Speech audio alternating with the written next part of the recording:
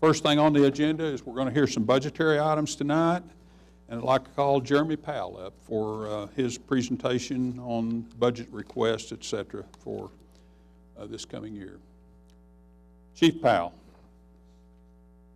how are you tonight? I'm good. How are you? Good. Thank you.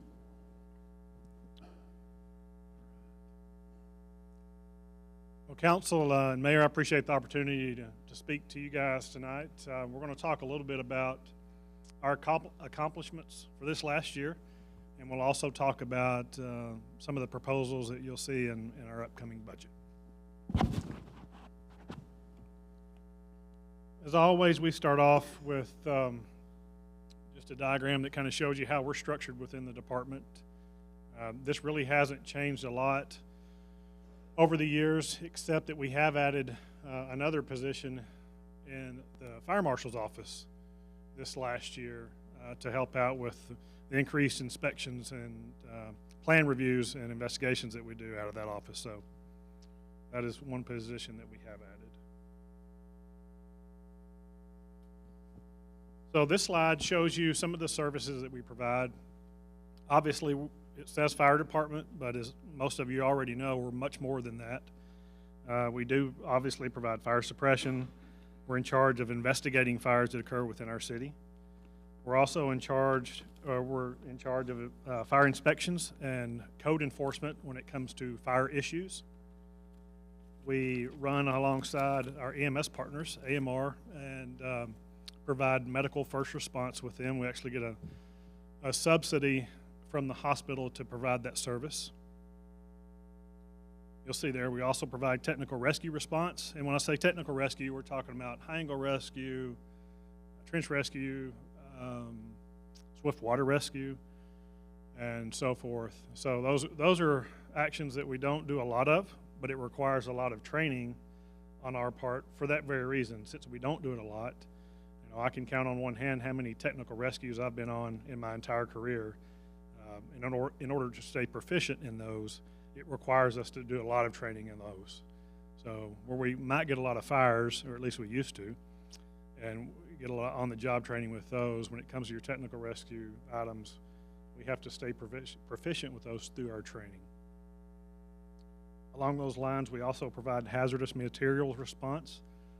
About 12 years ago, we got a grant, and we also took over the county's hazmat response trailer, and then we had one of our business partners, FSTI, give us some funds to start a hazmat materials team here in the town, which we didn't have before then. So ever since then, we've done hazardous materials response within our city, and quite often we respond outside our city into the county to help them out as well.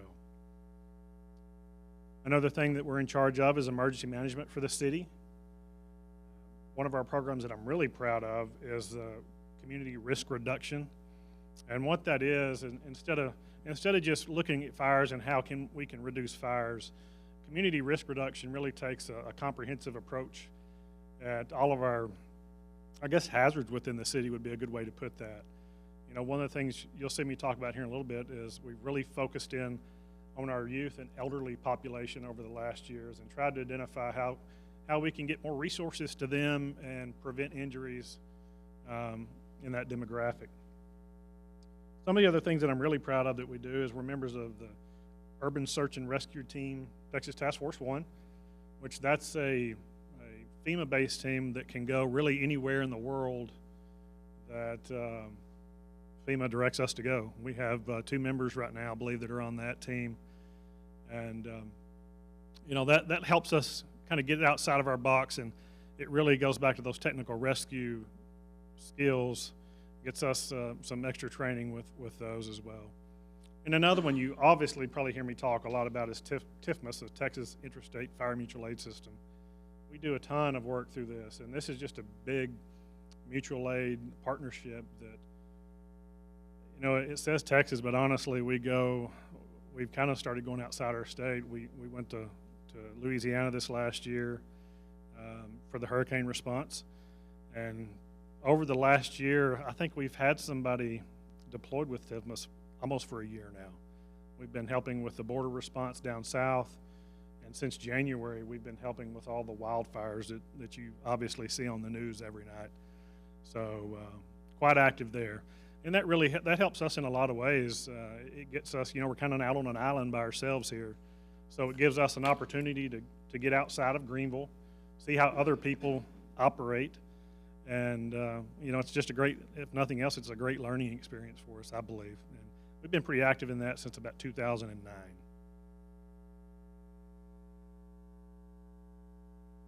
So I just talked a little bit about this. This is our community risk reduction that we're so proud of, and some of the partnerships that we have are with the Hunt County Senior Service Alliance. And once again, we study there on fire and fall prevention. So we get out with that elderly population and we look, you know, how are they exposed, and what are the different challenges that we have with our elderly population. We see them, you know, lots of burns with the elderly population, lots of falls. And what we do is try to go into each household and educate them on how they can reduce that risk, and also how we can help them. One of the things that we do is, as you know, we install smoke alarms for them, educate them all the different resources that are available for our senior services. And so very proud of that. Sylvia Peace is really who heads that up for us, and she's just done an outstanding job since she's taken over that. We work very close with the Red Cross. Most of you know about this program already. One of the things that I was really, I guess, adamant on focusing on was when I became fire chief, we didn't have a smoke alarm program. And so we've really turned that around now, where anybody that calls us to request a smoke alarm, we'll do a couple of things. We offer it to them. we really want to have the opportunity to come into the house, evaluate their house, and see how many they need. And we'll also install those smoke alarms for them. So some people don't want that. Some people just, they'll ask for a couple and they'll want to install it themselves, and we allow that. But we really like to get in the house and survey the house and maybe identify some hazards along with that. So it's just been a great program, and I couldn't be more proud of that because, smoke alarms save lives. I mean, it's just something so simple, but it just, so many people don't have it. And we've got into the schools. We've taken things to the kids to send home to their parents. We've just tried multiple different ways to really get to these families and make sure they have smoke alarms in their houses. Go into homes and do that, Chief? Mayor, I don't have that information right offhand. I know that first year that we did it, I think we were up to, I think it was 850 households. Oh, that's outstanding. Yeah, and I mean, we got with the churches, our Hispanic churches, we got with them. I mean, we pushed that hard, and we found really our best success came when we got to the churches. Sure. And when we got in the schools. I mean, the kids taking that information home to their parents really, surprisingly, made a huge impact. Mm-hmm. So it wasn't as much as putting it out on our regular stuff, like Facebook and on our city page. It got the traction. It was getting into the churches and the schools that really got a ton of traction on that. So good job. Another thing that we do is the drowning education program that's actually going on right now. Every summer, Sylvia starts this program where we try to educate the families on just safety around pools, safety at the lakes. And we bring in the game wardens, we bring in lifeguards, and they teach different classes on the safeties of the different areas, like I said, the swimming pools and the lakes. And we have, I think we had about 45 people show up for that program this year. It's a three-week program that she runs through everybody. Isn't it true that a large percentage of children 12 and under don't know how to swim in Hunt County? Do you know that statistic? I don't know that statistic. I've heard that. I wouldn't be surprised. This day and age, it's a little bit different. I think we all swam when I was younger, but I don't know that it's as prevalent these days as it was. Another program that we're real proud of is the Juvenile Fire Setting Prevention Program. And the way this works is somebody will come to us, and it's usually a parent. Sometimes it's a teacher from the school who's heard the juvenile talking about, different fire setting behavior. They come to us and they feel like there's a threat there. So we'll get with the parents, and they'll bring the child in, and we'll do an evaluation with that child. And we have several people that are trained to ask those questions and just try to get an idea, is there a hazard there? And if there is, we get with the parents and the child, and we try to put a program together to educate the children and the parents on why that's not good, and also the parents, the signs that they need to be looking for to help alleviate that and prevent that from happening. We talked a little bit about the swim. We just talked about the Swim Smart program. We also do fire extinguisher training. This is mainly targeted towards our industrial customers. So we'll go out and we'll educate their staff on how to properly select and use a fire extinguisher. We've got a couple of different methods that we use. The picture that you can see there is actually, we call it live fire training. But we also got a grant several years ago. I believe it was from Firehouse Subs that gave us that grant, where there's an electronic screen that we can set up, and it's completely electronic. So that doesn't cost anything. It's good. It's better for the environment, but it doesn't quite have the same, I guess, realistic feel that you would see with actual hands-on. Our CPR classes, most of our city staff knows. I think we went through every department. We ought to be getting pretty close to research time for those departments, but we teach CPR classes. So if anybody's ever interested in a CPR class, we've got Sylvia along with several other of our firefighters that are CPR trained and certified to teach. And we're extremely proud of, we're fixing to start our first Spanish language CPR class. Once again, getting back out into those churches and trying to get everybody comfortable with us. But just another easy way to save lives is knowing how to do CPR. It's a very basic skill that you should, everybody should know how to do.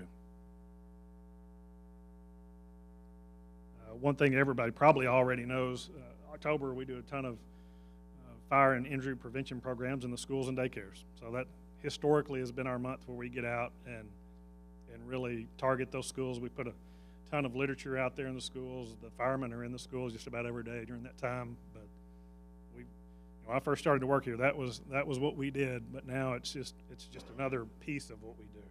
It's not the only thing we do when it comes to educating our citizens. The annual senior living event and resource fair, once again, that's just another way we're trying to educate our seniors and let them know about all the different resources that are available to them. I think the one thing that we worry about there is a lot of our seniors, they kind of lose touch. A lot of them are by themselves. They don't have a lot of family around. They feel isolated. And so this program really goes, I think, goes a long way to address that. Get them the resources they need, not just to be safe, but also to get out and be around other people, to get out. Everybody knows how important that is, to be able to socialize and talk with other people. So Sylvie just does a ton of work when it comes to that. This last bullet point here is really nice for us. We just got a FL Young Foundation grant to put residential Knox boxes up. So I don't know if you know what a Knox box is, but if you go to any of our businesses, a lot of them will have a red box. It's by the door, and it has a key in it that will allow us to get into the business. There's one key that we have on the fire truck that'll open that box. And so this is just kind of, and that's all our commercial stuff. What we're doing here is we have a lot of people, and it really goes back to the elderly again, who fall. They're by themselves. They don't have any family in town. We get a call to their house, and nobody's there to let us in. Their doors are locked. The windows are locked. I mean, you can imagine what we have to do at that point to get in their house. Most of the time, we'll have to break something. If there's a key holder that's an hour away and we need in there, unfortunately, we either have to break a window or break a door. So what this does is it's the same theory as what we do on the businesses, except I would compare this, I think we talked about it the other day a little bit, trying to put an analogy on it. This is a lot like what you would see your realtors put on a door, where you can have access. The residents will hang this on their door, and we will have access to that box so that we don't have to break anything to get in. So if this is somebody who's having a lot of problems, they can request this, and we can put this on their door, and then we will be able to get in just by using our Knox key. So real excited about that for those residents.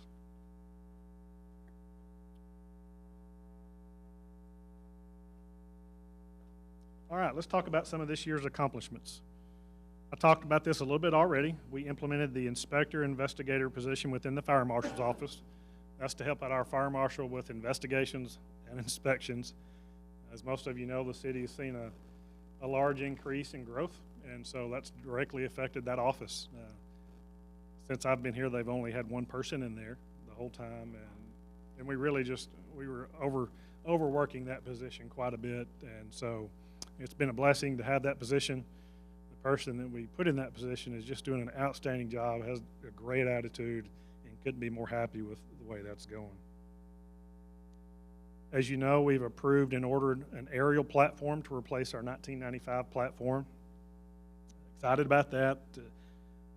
That's been something we've been working on for a while, and we kind of got forced into a position this year where we had to go ahead and order it, which I think was an excellent decision by you guys. And so looking forward to, unfortunately, it's going to be in probably another year and a half before we actually see it because of all the supply chain issues, but we do have it on order and can't wait to have that replacement.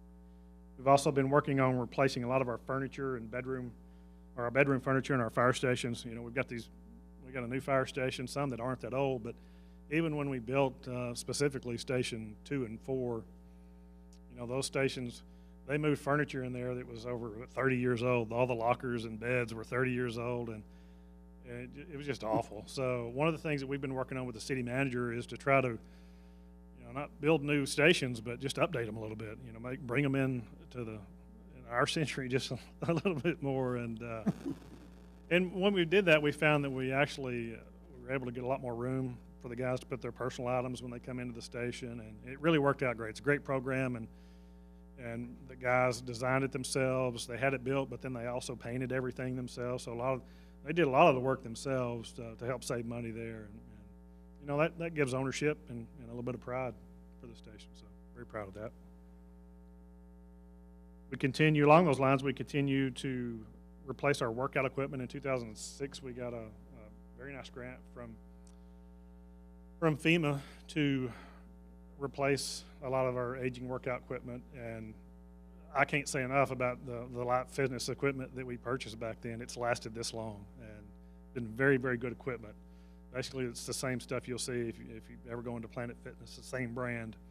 But with that said, everybody knows where we're at today, and you know, it's almost 20 years old, that workout equipment. So it's well past its useful lifetime, and so we're trying to replace some of that as we move forward. We're moving forward with plans to replace our current fire administration with a new administration, EOC, and training facility. You know, that goes back to, as most of you know, our EOC is, for the most part, non-existent, and we don't have a training facility at all. So we're at the mercy of kind of going around to our target businesses and asking them, hey, can we come in and train when you're not busy? And so far, it's worked out great. It's a good partnership because we need to be in those businesses anyway. Even when we do get this training facility, we always need to be out at those target facilities and making sure we stay educated on exactly what their needs are. But it puts constraints on us when we can do our training and so forth. So looking forward to a partnership that's I think is going to come to fruition, and excited over the next couple of months what we're going to bring back to you guys and talk more about that. Our committee completed the selection process for our public safety radio system. And also, as most of you know, we received our ISO rating of 2, which is up from what it used to be, a 3. And what you'll see there in some instances is an increase or decrease rate in insurance for some of our residents and businesses.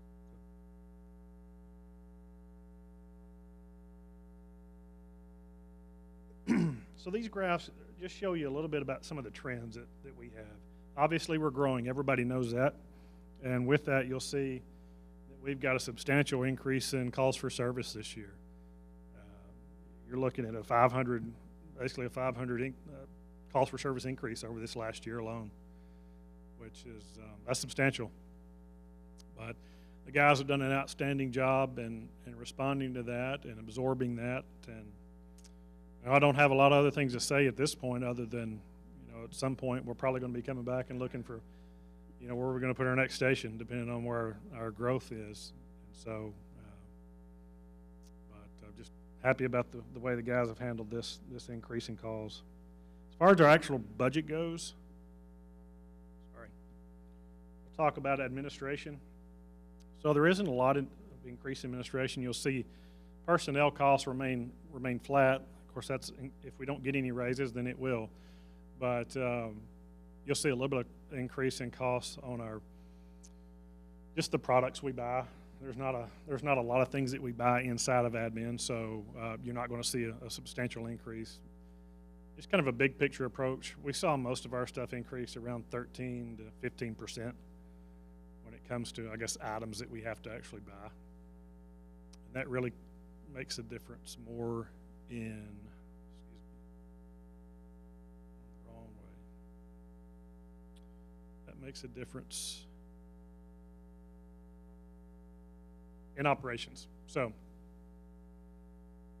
the charts are a little misleading there, but it also paints a good picture. It shows you how much our personnel costs are. So, you know, 95% of our budget is going to be personnel costs. But with that said, we did see an increase in our supplies, or our repair and maintenance, and our contract services, and overall that went up anywhere from 13 to 15%. How is your staffing level now? Are you fully staffed? Yes, sir. We are fully staffed. We actually hired about 3 weeks ago. We hired 2 brand new firefighters. Now they aren't. One of them's not brand new. Actually, one was from Arkansas who had about 4 years of experience, and then one is brand new, but we are fully staffed at this point, yes, sir.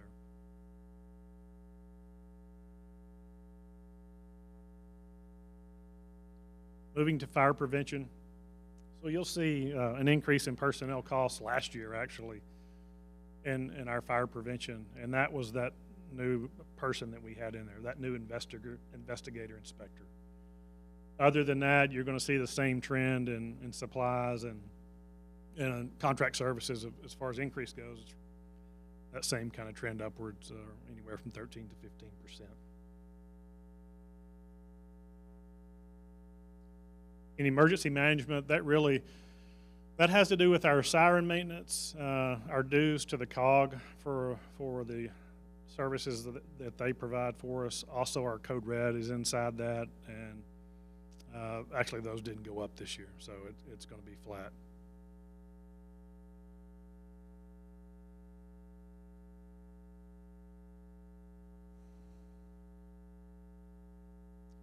Moving to our capital requests. So for this year, we're actually requesting to replace our brush floor. That is one of our brush trucks. As most of you know, we replaced our other brush truck about, I think it was 2 years ago or a year and a half ago. And we're looking to replace this one. I believe this one is a 2000 model that we're looking to replace. So it served well, but those things get kind of put through the ringer.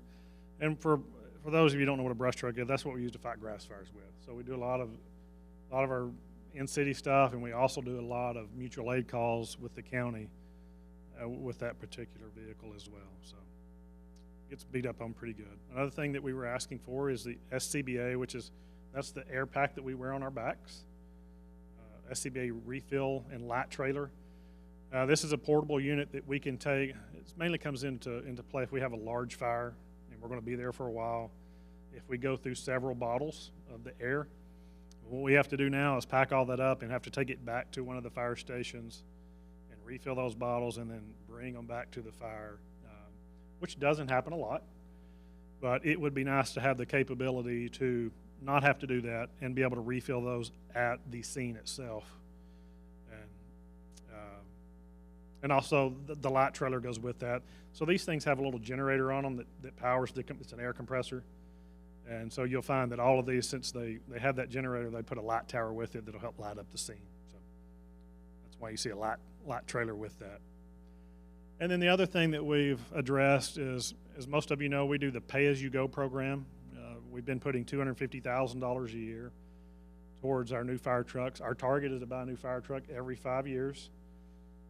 We've identified with the increase in costs that we should probably bump that up to $300,000. So instead of $250,000 this year, we're asking for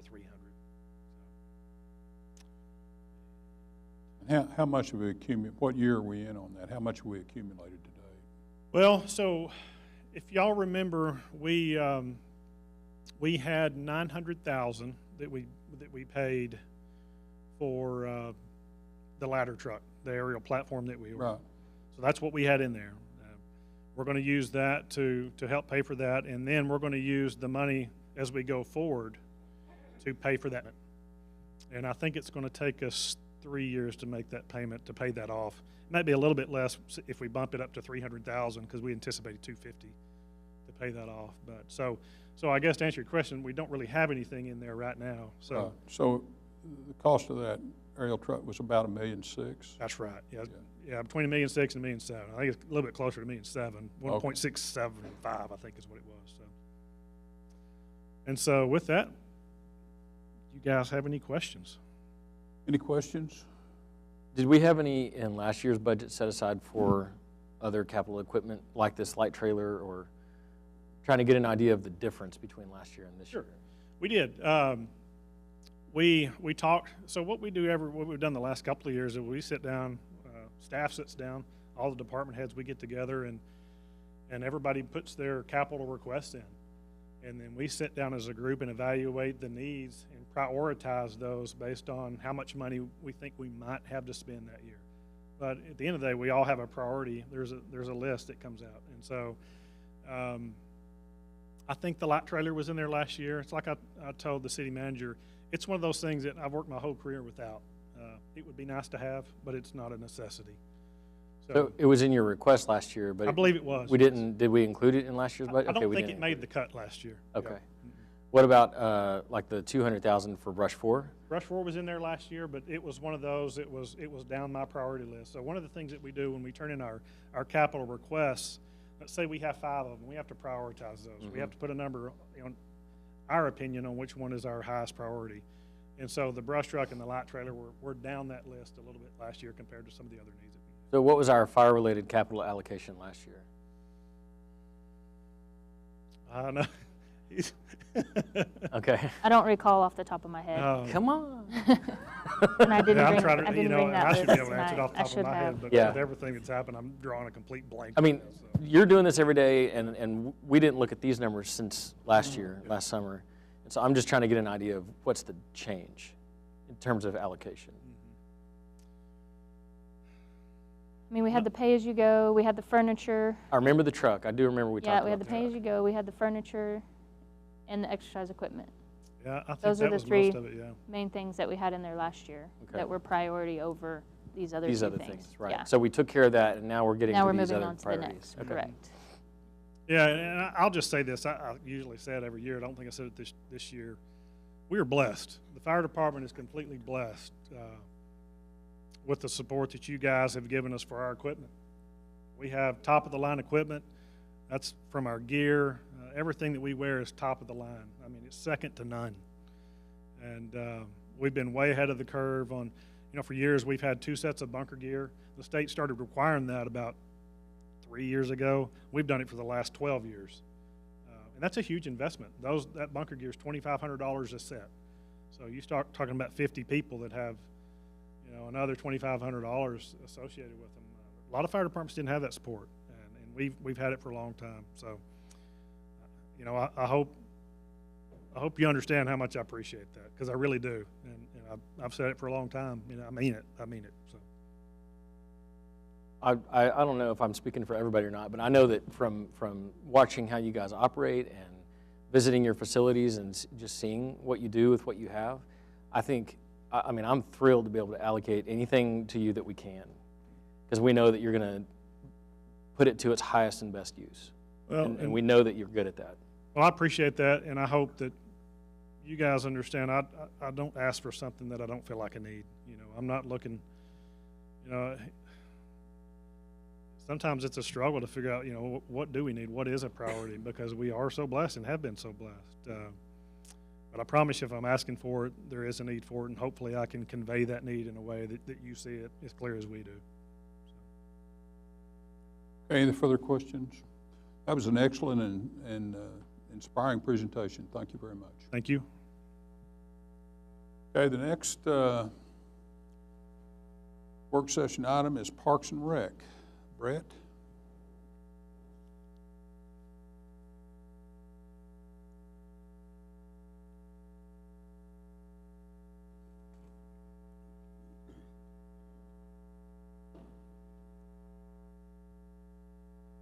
Good evening, Mayor and Council.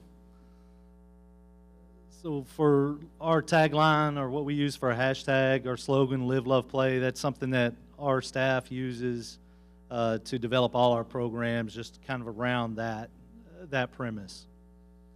NRPA is National Recreation Parks Association, so that's basically what we use as a performance measurement, and we send in numbers, all the parks and recs do across the country, and then you get the numbers back, kind of tell you where you're at. So in terms of expenditures per capita, this past year we were at 8939 as opposed to the average of 9301. Revenue per capita, we were at 2189 to 22.08. And on revenue percentage of expenditures, we were at 24.5%, and the average was 23.6. Fee-based programs is something that, I don't know if y'all remember from last year, those that were here, but we had 15 fee-based programs last year, so this year we upped it to 60. And we're still, we got to get to 102. So that's kind of our goal. Residents per park, we're at 3,341. And then the average is 2,323. Full-time employees per 10,000 residents, we're at 7.9 to 8.9. And then acres per 1,000 residents, we're at 8.2 to 10.4. And then we have 200 acres of non-park sites that we maintain to 9.9 on the average. And you're going to start seeing with Austin Park and some of the parkland projects that are coming down the road, that residents per park will start dropping as we add facilities. Departmental staffing. In recreation, we have 5 full-time employees and 3 part-time. In our athletics, we have 4 full-time employees. Maintenance, parks maintenance, we have 10 full-time employees. And then at the golf course, we have 1 full-time employee and 5 part-time employees. So, which is amazing, actually, when you think about that. And this is kind of how we're structured with recreation, parks, and golf, and kind of our hierarchy. You'll see the 2 parks maintenance people over there underneath recreation, and those are athletic guys. They're at the sports park. They prepare all our fields, mow our athletic fields, and so they work with our athletics just to figure out what the measurements are, the field setup, and all that. So it's a little bit easier for them to work under over there. Our parks maintenance, tell you a little bit about what they do.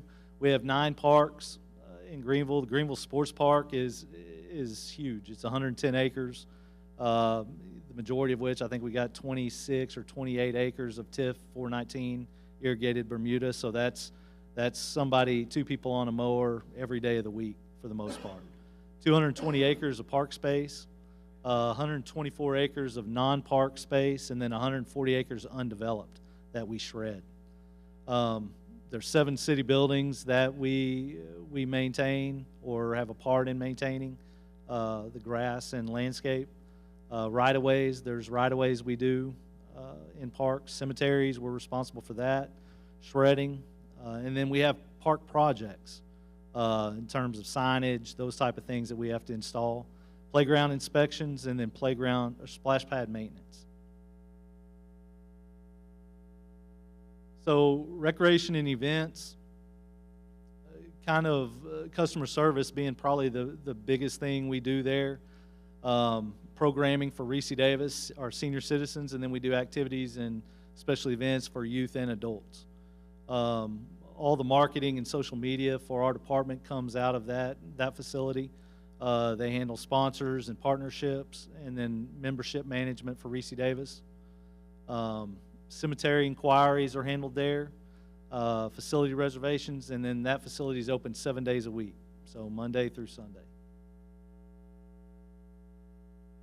For events this past year, we had 48 total events. We had 3 special events, 45 recreation events, and had an attendance of 28,775. We had 89 activities offered this year with an attendance of 3,157. And our total Reese Davis attendance this year was 41,655, which is really good coming out of COVID. Greenville Sports League.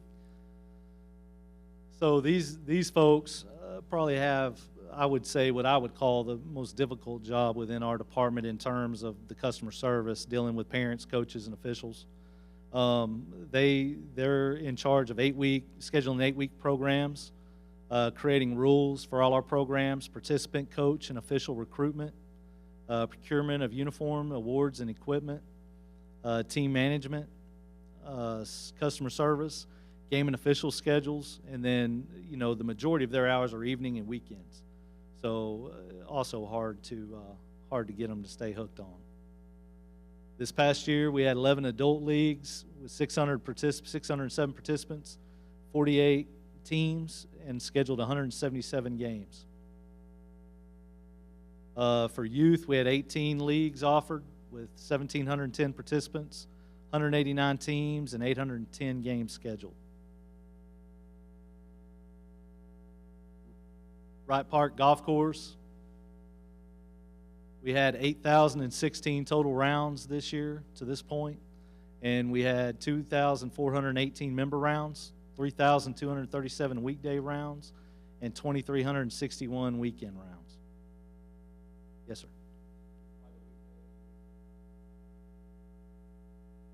some of those are going to be, we got day passes and we've got the high school kids that come through. So, yeah, I just didn't include those in there. Only got spots for four figures. So, good catch, though.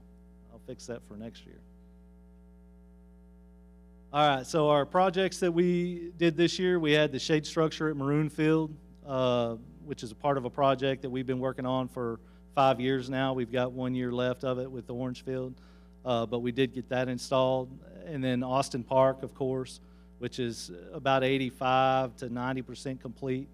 All we lack there is some grass, pickleball, and getting that done. And then getting the resurfacing at the sports park on the basketball court. So that's probably in my eyes, that's a huge impact for minimal cost, for what it costs, the impact it has on the facility. So these things, Maroon Field came in at $51,229. Austin Park, we're going to come in right at the $325 or a little under. And then Sports Park court resurfacing was $12,000. So budget highlights for this upcoming year. Something you'll see in our budget is more of that court resurfacing. Again, it's colorful, makes a big impact, lasts for 3 to 4 years. So for us, that's something we want to finish out all our parks. Working with the library, it was actually John's idea, but to have a story trail working from the library into J-Lou Park, where put books up inside these little cases along a trail there at J-Lou. And then pickleball courts, getting them lined and painted, because we get a lot of people asking for pickleball, believe it or not. Something else you'll see is we've included in our budget professional services in terms of mowing contract for our neighborhood parks. And though that's mainly to allow us the opportunity to go through our parks at least twice a day, pick up trash, clean bathrooms. The traffic we're getting in our parks is crazy. It's astronomical. I don't get it. I don't know where everybody's coming from, but they're at our parks, which is good. That's the intent. But instead of us adding staff, this would be a fix for that, and should come in around $87,000 for a year to take care of all our neighborhood parks. Landscaping for the library and police department, similar to what we just did this past year at Reese Davis, and then more picnic table replacements in terms of getting rid of the wood picnic tables and getting the mesh, coated mesh for those.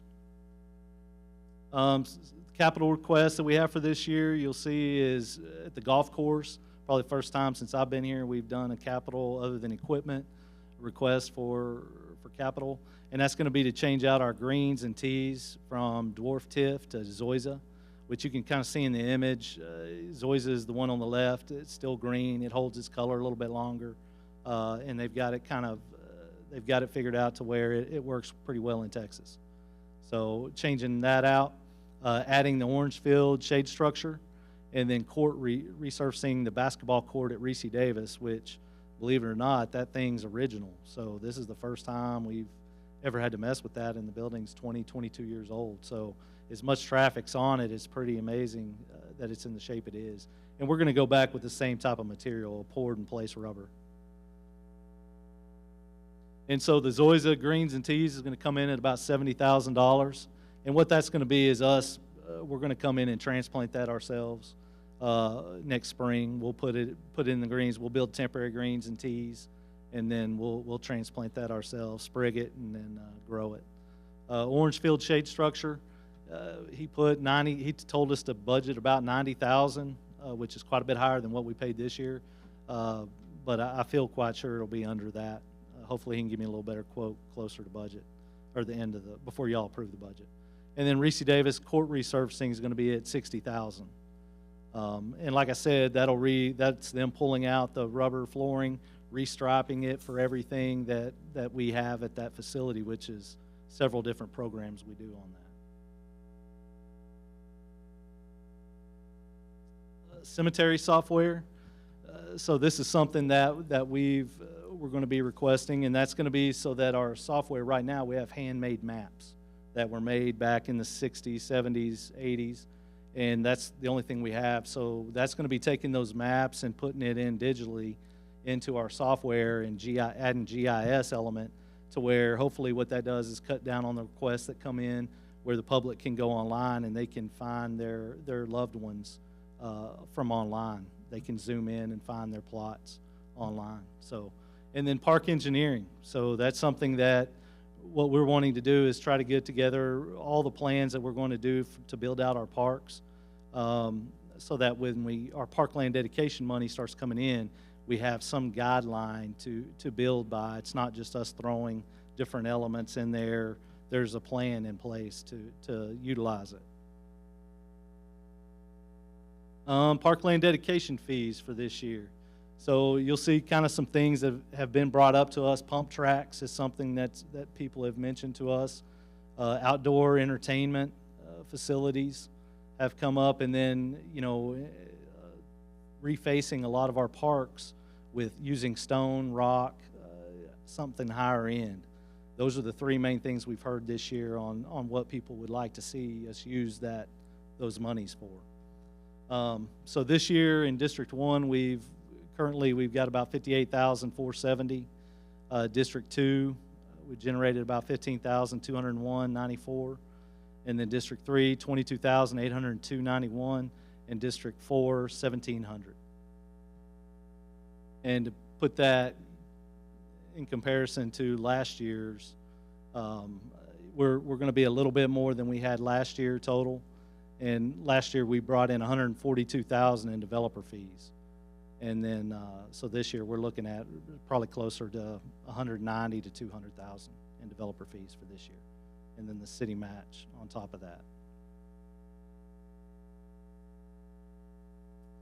Future needs. So something that I talk about it every year that's always a future need is going to be, you know, athletics is so big here in Texas, and the need for indoor athletic facilities. I mean, people are building them everywhere. People now, you know, they don't want to play outside the way they used to. So, you know, these indoor athletic facilities have become quite the deal. So outdoor splash pad at the sports park, that's something that's always asked for, which I do believe we need. And then an outdoor stage and amphitheater out at the sports park. I think it's a perfect area. We have parking for it. We hold Bottle Rocket Bash there, so it just kind of is a natural fit for that area.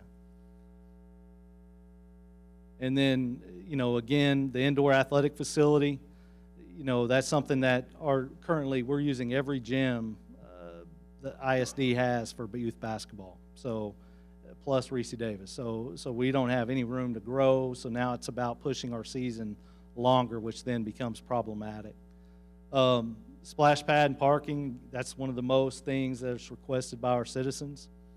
And then a trail system. So developing into our existing parks is kind of our goal. The first step is Oak Creek Park, which we should be advertised this week or early next week, is building the trails within our parks, and then going to try to get grant funding to connect all those parks.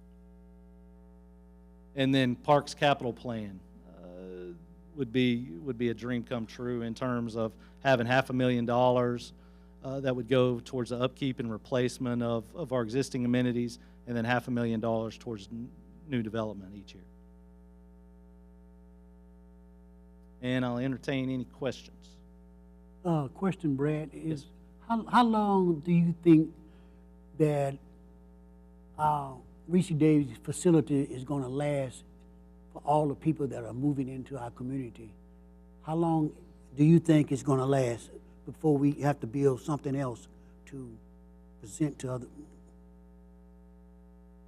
I think that's we're just now kind of coming out of COVID in terms, well, I guess restarting COVID again, depending on the news, but you know, we're just now getting people coming in on a regular basis, so it's kind of hard to tell right now where we're at. I mean, I would say we're probably at about 80 to 85% capacity. Night times are pretty much locked down. So, but during the afternoons, we have some times there where we could put some things. But, you know, I think that's just kind of up to you guys on what kind of amenities you want to offer the community. So, I mean, in terms of another rec center, I don't know what we would want to put in there. You know, nobody's coming in for weight or fitness room. You know, everybody goes to Planet Fitness, so it'd just be what amenities you would want to put in a facility like that. And that's something that I kind of hope that that indoor athletic facility could offer that we've had the consultants here for. Yeah, another thing is, I know we don't have no program for the kids from 13 to 16 years old for them to, in the summertime. We need to come up with some kind of solution that we get our kids off the streets in the summertime so they don't want to get involved in crime and doing other stuff. And so I'm thinking that we need to come up with something for them.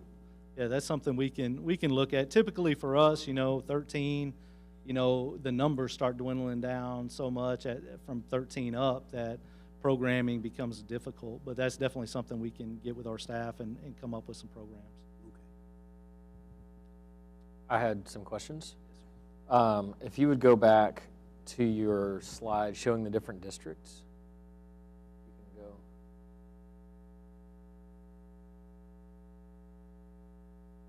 Yeah, there you are. So here you were talking about, this is the parkland dedication. Mm-hmm. Is this equivalent dollars? Sir? Is this like money paid in lieu of? No, that's just, those are just the development, the parkland fees. The fees, okay. Why, it seems pretty lopsided there in District 1. I'm curious if... Infill lots. Oh, okay, I see.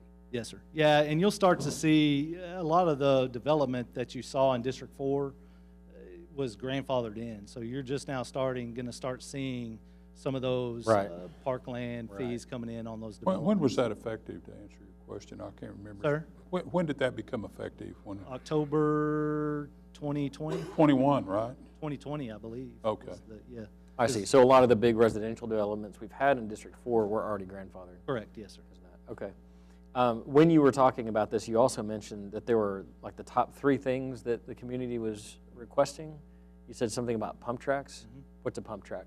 Pump track is kind of something that's came up. Paris built one last year. Used to be a skate park. People wanted skate parks. The only thing is skate parks they're not inclusive.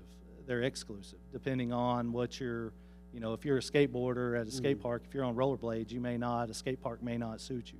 So they came out with pump tracks, which are basically, it's a paved area that's hilly, that's for biking, rollerblades, scooters, skateboarders, and I think Paris actually hosted a Red Bull Series BMX event there a couple of months ago. Okay, and what were the other 2 that you were talking about at that point? Let me get back to that slide. So it's going to be that entertainment, outdoor entertainment. Okay. So like a outdoor event area, so and concert, stage. Okay. And so then that shows up in your list as the amphitheater area at the sports park, I see. And then the third one? The third one is using facades, stone facades on a lot of our picnic shelters, our pavilions, those type of things, just using stone, which we just did the spot, and it looks really good, rebuilt it, and we're putting some stone in the process of getting ready to put some stone at Austin Park, so we'll kind of get a feel for how that turns out. Okay. I had one more question too. You mentioned the trail system starting at Oak Creek and then possibly connecting other parks. Have you looked into also connecting out to trails that may be coming from outside of town? I know there's a trail. The one in Farmersville? Yeah, that's what I had in mind, yeah. Yeah, I mean, I think that would be down the road. Ultimately, what we want to do first is we want to build parks within, our trails within our parks. And then, because federal money, they want to see that cities are kind of meeting them halfway. They're not building your trail, they're connecting the trails. Right. And so there's some avenues, trails on rails. There's some different avenues for us to look at doing that. But I mean, in terms of what our focus is currently just getting trails within our existing parks. And then down the road, yes, I mean, ultimately, anytime you can link to something like that, that's big. Well, at one time you talked about a trail at Oak Creek Park. Yes, sir. Yeah, it should be advertised next week. Okay. Yeah, it should be advertised next week. Now that's a wide sidewalk that runs through the park, correct? Yes, sir. It'll go, you're talking about the one at Oak Creek? Yeah, it'll be the outer trail, so that'll be phase 1. So yeah, it'll be the outer trail, which will be, I think it's 10-foot wide asphalt. So, and it's lit. We've already got the solar lights put up on it, so it'll be lit up. Any other questions? Anybody? Thank you, Brett. That was Thank a you, sir. good presentation. Thank you very much. So the next up is community development. Steve? 5 minutes, right? Well, I don't know. No. All right, this is community development. Like everybody else, I kind of broke down what it looks like. I'd like to explain those a little bit. Last year, we hired a new building official / code enforcement manager. Jeremy Qualls doing a bang-up job. Took a little load off of me, trying to manage all of that. We currently have 2 building inspectors, Jeremy Smith, who works in our office, and then we have another inspector, John LaFevers, who stays full-time at L3. And a lot of people ask about that. We don't see John but about once every 2 or 3 months. But John works out there, and one of the reasons that he does that is that, as you know, what they build is not out there for, it's very secretive and all that. So they needed, it was difficult for us to get in there as staff to do inspections. It literally would take an hour and a half just to get in there. And it was way too much time, so we've got John who actually stays at L3 full-time, and it works really well. We've had a turnover in staff. We just got through hiring 2 new permit technicians, doing a bang-up job. We have 1 vacant spot. I'm hoping we can find 1 more like that, but I'm really pleased with that. Then we have a health inspector who inspects swimming pools and restaurants. Then we have 3 code enforcement officers. 2 of them are, one of them's to the west, one of them's to the east, and then we have one that's our property maintenance officer. He mainly does property maintenance in the right time of year. We used to try to do it in the winter because we were too busy chasing grass. Now we get to use that officer all during the year when people actually can paint their house in the spring and summer.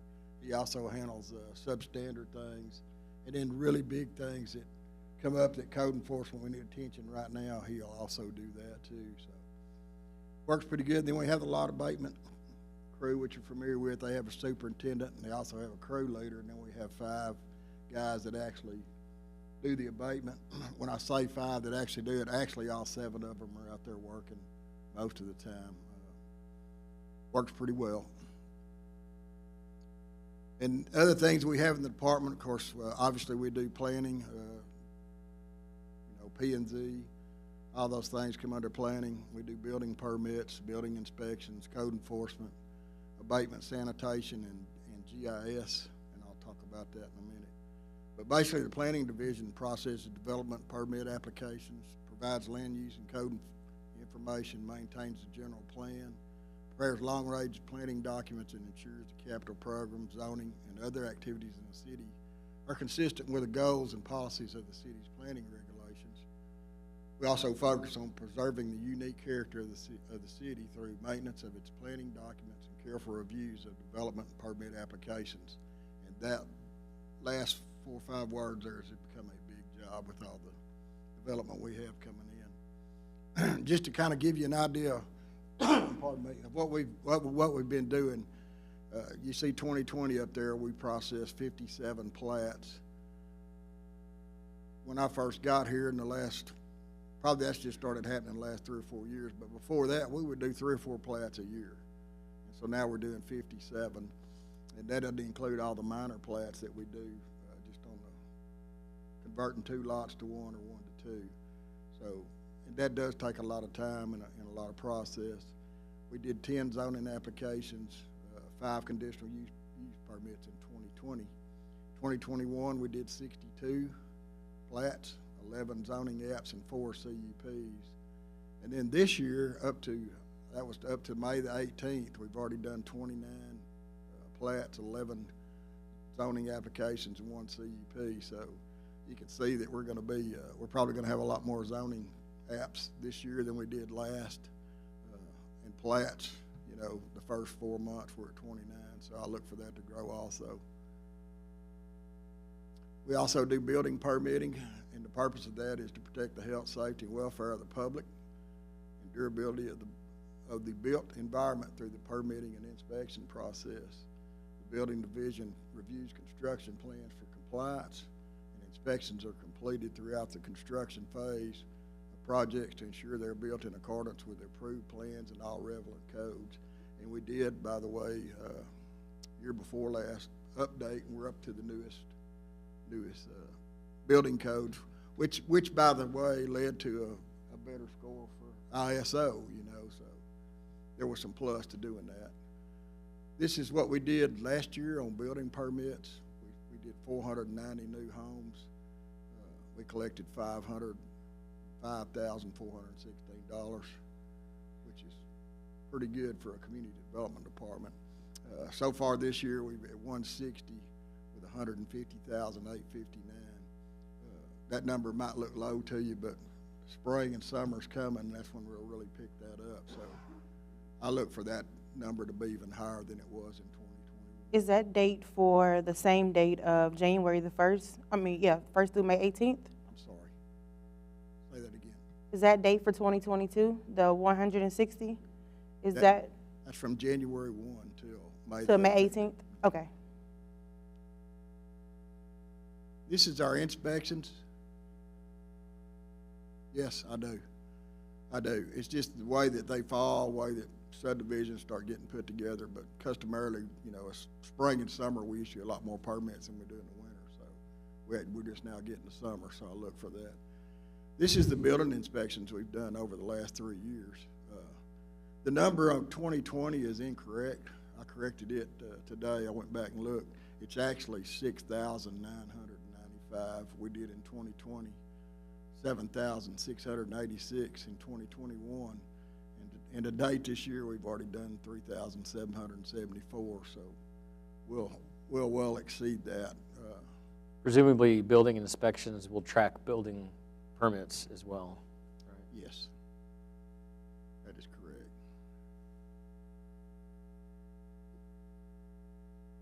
Code enforcement, we ensure compliance with city regulations. Function includes resolving code violations, public outreach, working with the community on various issues. We work closely with the Planning and Building Division and assist with upholding planning and building permit conditions. And one of the new things we've done since we've got Jeremy on staff as a building official code enforcement manager, we now have, this winter, we put those guys to work doing inspections on fences. We trained them how to do fences, so we kind of cross-training those, so we're keeping those guys busier in the winter, which takes a load also off the building inspectors. It's been working pretty well. This is the case load over the last 3 years that we've done. We had, in 20, we had 183 complaints with 4,091 code cases. 2021, we had 175 complaints, 3,743 cases. And to date this year, we've had 51 complaints, 1,523 cases. Those cases will obviously, same thing, spring and summer, grass gets to grow and those cases will run on up there too. Hey, Steve, can I interrupt you for just a second? The number of cases is obviously a lot different than the number of complaints. And so I'm curious, where do your cases come from mostly? Most of them come from we call it investigations, but basically they have two areas. It's split right down the middle of Wesley. One officer works west side, one works the east. And they kind of pretty much start at one end of the city and roll through and then have to come back. Obviously, that's not the greatest thing in the world because you've got to get through the city. So, by the time you get there, you've got other issues. So we have to go back and work those. And then sometimes we use Steve, our property maintenance guy, will run catch the big ones when you get there. Okay, so not a perfect world. I'd love to have 5 or 6 code officers, but this is coming from drive-bys then? Yeah. Mostly? Yes, okay. Yeah, most. I mean, I'm sure there's some that came out of complaints, and sometimes complaints we can take care of on spot. One thing I will say, and we've been training our guys to do this more and more, when you see a violation, if you see somebody, talk to them and tell them what it is. Give them an opportunity to comply. And really that's what we're looking for is complying, we're not looking to write cases. They don't have a quota. We're looking for compliance. So and we're trying to train those guys more and more to talk to citizens. Call them on the phone, knock on the door.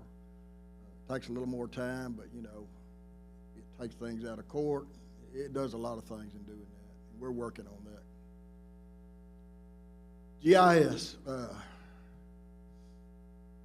guess everybody knows what that is, but it's a geographic information system. It's a computer system built to capture, store, manipulate, analyze, manage, and display all kinds of spatial or geographical data. In a simple way, GIS can be defined as an image that is referenced to the Earth, that has X and Y coordinate, and its attribute values are stored in the table. CAD software relies on GIS server to provide accurate geographic data for efficient and effective dispatching of public safety calls. Public safety requires timely and continuous GIS updates to ensure that the citizens are properly served, and it's imperative for 911 calls that those locations are put in there. And I will tell you, that is something we've had difficulty with. We do not have a GIS technician on staff. We have some people that can do it. Finding the time now to do it has not been working well. It's kind of a full-time deal. I'm not going to read that up there, but one of the things I'll be asking for in this budget, and we're currently using right now, is MTG Stovall is our GIS consultant. It's working very well. We've had some difficulty with our software to try to get online and do permits, and they've got us to a place that we're actually caught up now with plats and everything in the system, addresses. We're able to get those uploaded so that Steve can upload them over to GIS and at PD where the addresses will make sense.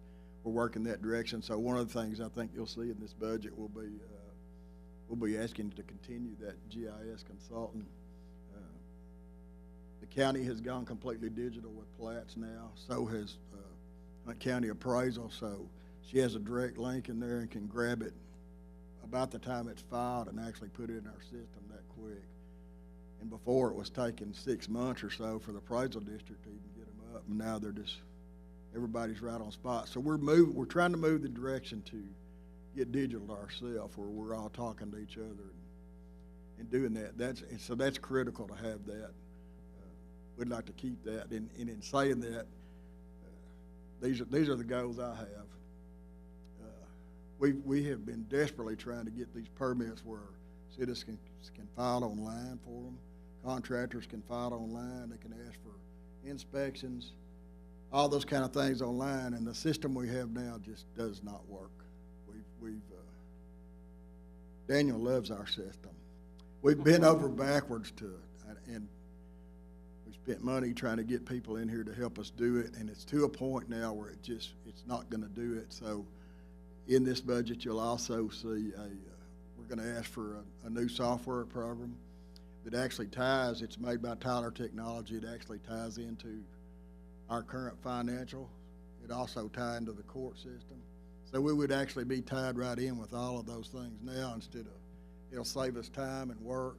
And it also will allow us to have, you'll be able to pull a permit from your house, you know, if you've got the wherewithal, and what we've got now is just not going to get there. So I think it's imperative we get that. I think it'll make depositing money out of our department into that much simpler. The lien issues, they've always been issues with us. We should be able to clean all that up too. This will speed us up. There won't be as much traffic in the office. I think we'll be much more customer friendly than we are now. But I would hope if any of y'all visited the office in the last couple of months, you've seen a big change over there. It is something else. But that's something I'm going to be asking for. Right now, the new permit techs, they're doing a great job in customer service wise. I mean, that's something we've really been harping on, and I think they're doing a great job. They're processing permits, and they provide support to the departments. And we hired 2 girls that really had no background in what we do, and it's amazing to me how quickly they picked it up, and they know how to ask the right questions so we can give the right answers. It's really good, but in doing the new software, we can register contractors online. There's just so many things we can do with it that would I'd really like to see. And so this is my goal, would be to hire the new GIS consultant. I would rather do that than hire a full-time person on staff, because we'd have to buy all the equipment. You know, it'd be the upkeep and all that. This, we just have to, it's all just sent right down there and comes right back in. And I think it gets it to 911 much quicker than what we're able to do right now. The property maintenance specialist is going to continue to address downtown property maintenance as we begin to work on this new downtown plan. Hopefully, there'll be some things that he can help with along those areas. And we'll continue to address property owners about their, property maintenance, as well as he also handles substandard. And then our planner, I didn't mention her earlier, but some of y'all may know that LaTora left, but she did stay, and we contract her as a consultant, and we plan on keeping her around a while. Or I do anyway. But right now we're waiting for her to, her task right now is to get this comprehensive plan completed, which you'll have the opportunity to later tonight. As soon as we get that done, then we want to completely rewrite the zoning ordinance. That thing is as old as I am, and it needs to be updated in the worst kind of way. That would be her next task, along with, she's already started the downtown comprehensive plan. So, well, what is the time frame for rewriting that ordinance? Is that something that's I think boilerplate from some other place? It provides more specificity with regard to all the zoning issues, right? You talk about that just a minute, just a second. Yeah, I mean, there's going to be a lot to it. One of the things that I see wrong with it would be it's pretty limited on where you can go with zoning. It's right. You got commercial, general retail, period. There should be different values of that. Multifamily is one that really, we got one zoning, multifamily one. Well, there should be different levels of that. If you're building on 10 acres, maybe it's a multifamily one, and it can cover this much. But there should be other levels of it, multifamily 2 or 3, where they could work on smaller lots when it's appropriate. And the same thing with residential. We could come up with more categories of what they would be and where they might go. Although I think the land use plan is going to pretty much tell us all of that. But you could break it down in many different ways, and we'll look at a lot of different cities with it. LaTora has a lot of experience at that too. So she and I have actually been talking about that ever since she's been working. She's been trying to get that comp plan. So I think honestly it'll probably take close to a year to get it completely worked out. And of course we'll have to work with P&Z on that to get everybody where they think that ought to be. And I think they started the downtown. I know they had a meeting last night on it. So there's a lot of work for her to do, and there's more than that to do too. But those are two big jobs right there. And then this is the last thing I'll leave you with. We're in the midst of an evolution, not a revolution. That probably sounds funny, but that's for our office. And I actually didn't put that in there. One of the girls that works with us did. But for a long time over there, it just seemed like we're just getting bombarded. But we're kind of getting our heads screwed on now. We kind of know where we're going and what's happening. What I'm seeing, we're evolving into something else. The city of Greenville is evolving into something else, and we can either embrace it or it might be a revolution. But when she put that in there, for my life. That's pretty awesome. And she said, that's where we are, because when all this construction first started, I mean, I complained to Summer every day. It's just, oh my God, my office the stacks aren't near as tall as they used to be, and it's because we're learning how to run that office more efficiently. But you're seeing it. We're evolving into something else. I think Greenville's going to grow with or without us one day. But I'd be happy to answer any questions. Thank you, Steve. Any questions for anybody? Excellent presentation. Thanks for the overview on your department and all that. Let's see what time it is. This time we're going to take a small break, and then we'll be going into executive session. And unfortunately, we don't have the room we usually meet in at the back of the Civic Center. So we'll be in here in executive session talking about a few issues until we start the regular session at 6 o'clock. So we welcome you back. We'll come back in about 5 minutes.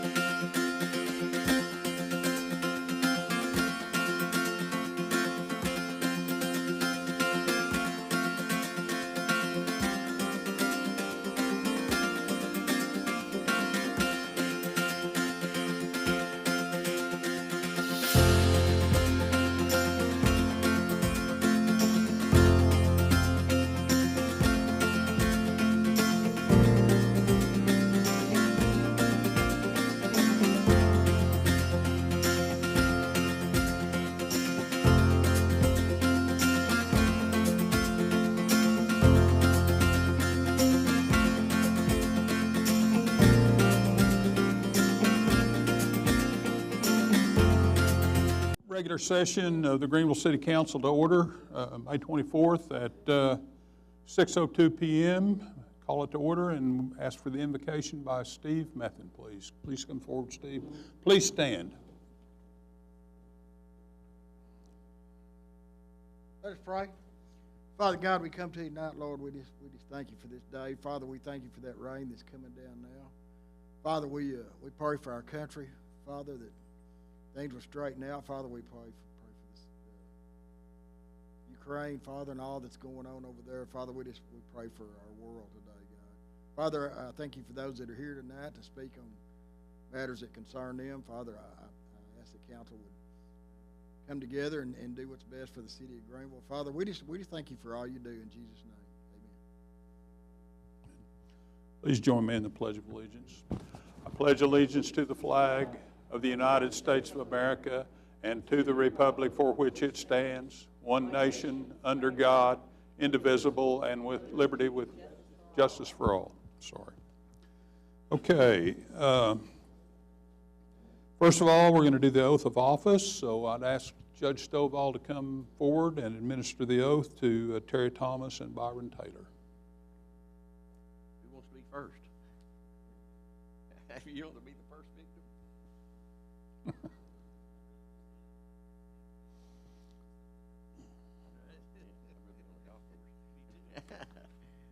Terry, if you'll raise your right hand. I, Terry Thomas. I, Terry Thomas. Do solemnly swear. That I will faithfully execute the duties of the office of City Council Member Place 1 of the City of Greenville, and will to the best of my ability preserve, protect, and defend the Constitution and laws of the United States and of this state, so help me God. Congratulations.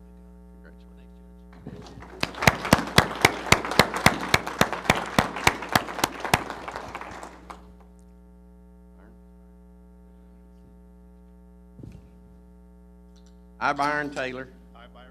Do solemnly swear.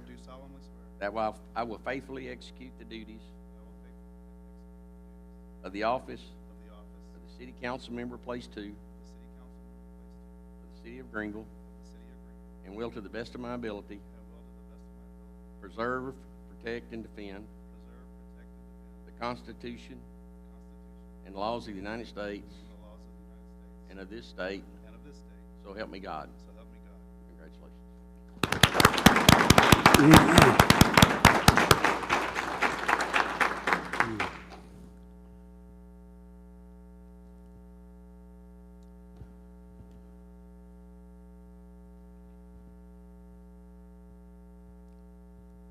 Okay, I have a presentation tonight. I guess I'd like all the veterans to please stand, if you would.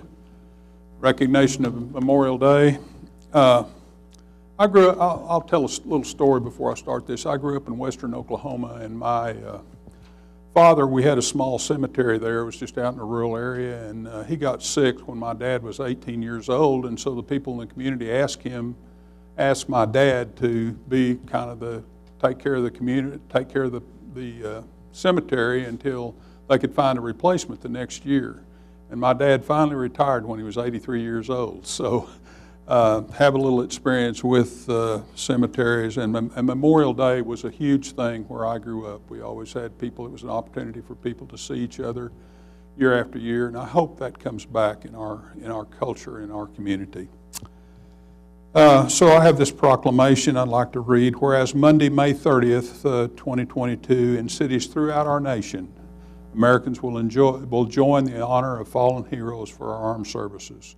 And whereas in May of 1868, Major General John A. Logan called for a nationwide day of remembrance to pay tribute to those who gave their lives serving our country, which would officially be designated Memorial Day by our Congress.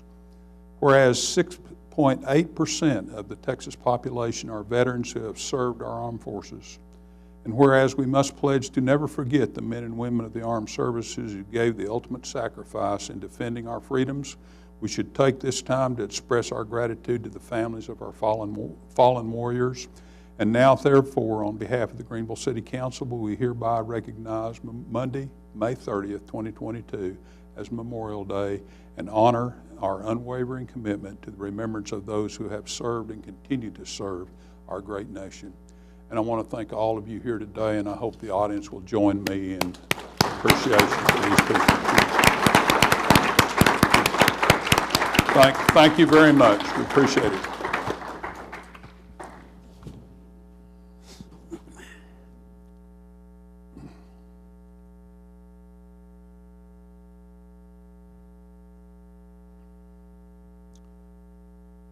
Okay, I'll call your attention, if you have an agenda, to two placeholders in our agenda: citizens to be heard and public testimony. Citizens to be heard are invited to address the council on items that are not otherwise scheduled for public hearing or on the agenda.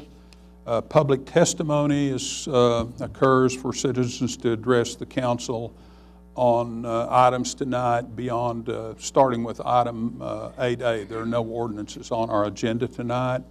So if you'd like to address the council on any of those issues, please commit or complete a citizen's comment card and present it to the city secretary. Are there citizens to be heard?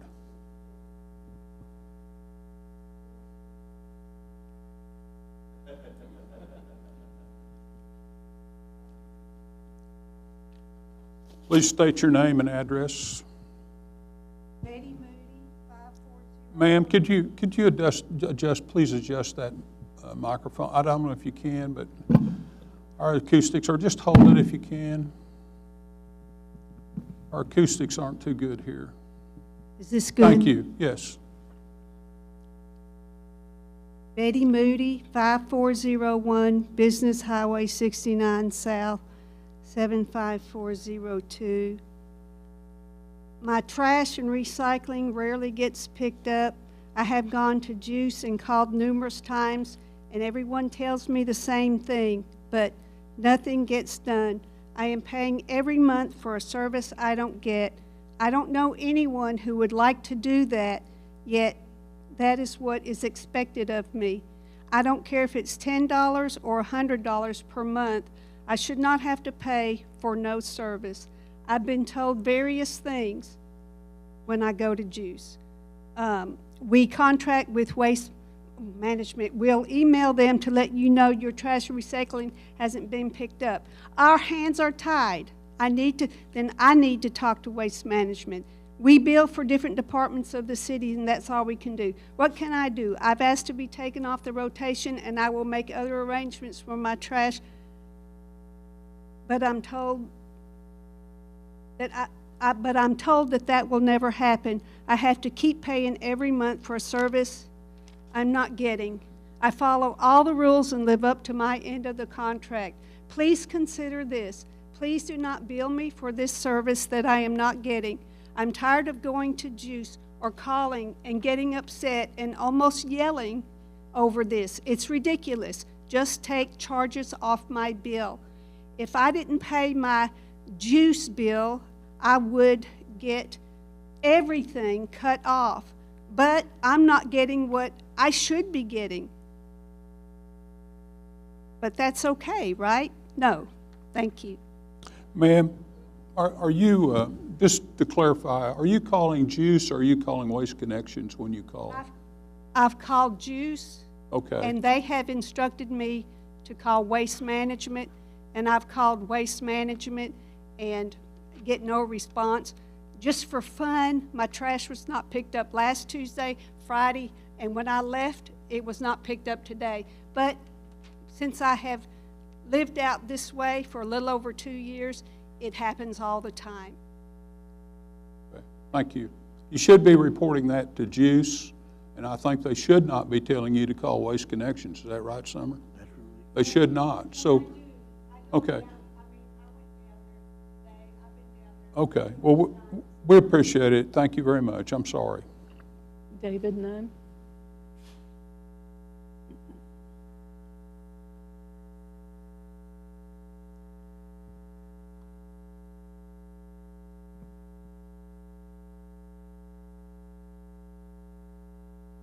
Hi. Please state your name and address.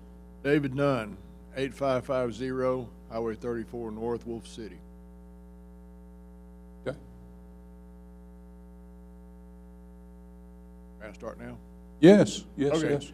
I'm addressing the council about the cost of living adjustment for retirees. I went to work for the city of Greenville in October of 1981, and we were always told, you have a pretty good retirement system. And ever so often, you get a bump in your cost of living adjustment. So that sounded pretty good. So 2014, I retired. And I haven't seen a bump. And then I found out from talking to some others that the last adjustment in the cost of living was in 2009. That's 13 years ago. I understand that the city does have the funds to do this. I think the city should do it if they have the funds to do it. It's just a matter of doing it.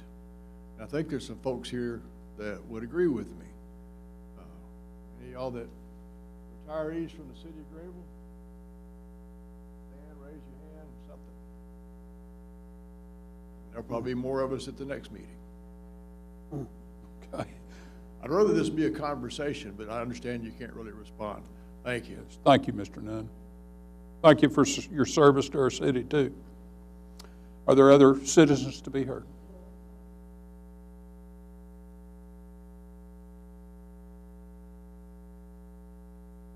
Hi there, Laura Funk, 9805 Hunters Run. I just have two requests that hopefully it will be easy to fulfill. One is to update the zoning map that's available to the public on the city website. The current one is from 2013, and it is a useful bit of information for people who are looking to purchase or, you know, things like that. So that would be commercial, industrial, different types of housing. So I'd like to see that. And then the other item is hoping that you actually have this information available regarding the previous comprehensive plan that was, you know, surveys of residents and everything, and it was published in 2004 to be achieved by 2025. And I understand now that we have a new one that's come out, and I'm hoping that there was some assessment of the previous comprehensive plan and how it was either achieved or not achieved, what items were achieved, why, how, what you learned from that. I'm sure that was part of your process for the new one, and that I think would be really good information for the public to have. So I'm hoping you can make something like that available. And that's it. Is that all? Yeah. Thank you. Okay. So we'll move to public hearings. The first public hearing for curfew hours for minors, and there will be no vote on this item. Chief Cole.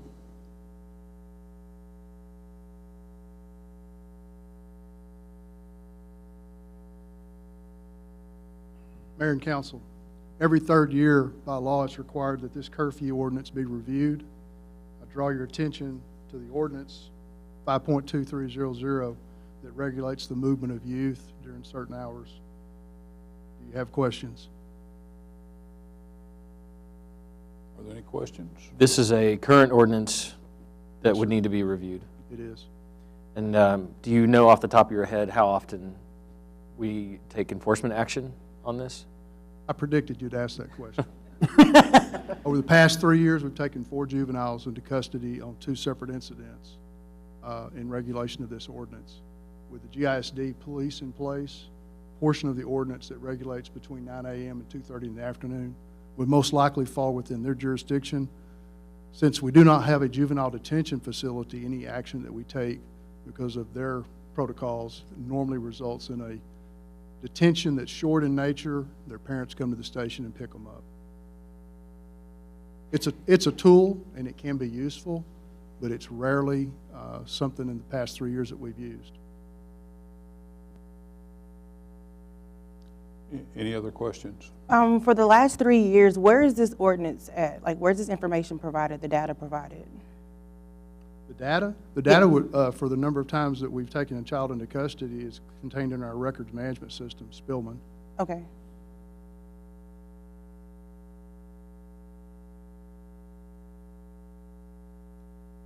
Any other questions? Okay. I guess if there are no questions, I'll open up the public hearing. Anyone like to speak either in favor or in opposition to this issue, although we're not voting on it tonight? Okay, there are no one. So close the public hearing, and we'll move on to item 6B, consideration and action on a resolution authorizing the adoption of the new comprehensive land use plan. LaTora Anderson.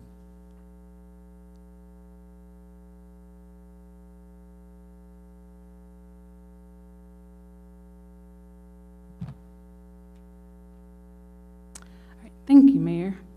So today we're going to go over the comprehensive plan that we have been working on for the past couple of years. I want to start the presentation by talking about what a comprehensive plan is, and I want to begin with the hierarchy of plans just so that we kind of know that probably the largest capture of a plan that you would see is a regional plan, which looks at watersheds, transportation systems across counties, maybe statewide plans. Those are a regional scale. And then we get to our city scale plans, which cover the vision of the city and how we would actually achieve that vision. That comprehensive plan then influences our ordinances and our codes that we have, if we need to update them. And then which are actually law. You know, our ordinances are actual law, whereas our comprehensive plan is more of a recommendation. And then the next level is kind of like our special area plans. That's like neighborhood plans, maybe corridors, which is like maybe an area around a certain street that is important, or park and recreation plans, or even like the downtown plan that, that is being held. So in hierarchy, the comprehensive plan is the vision overall, and then you have your ordinances, and then you have these special area plans that gives you kind of more detailed information of projects, designs, and things that you can implement for the city.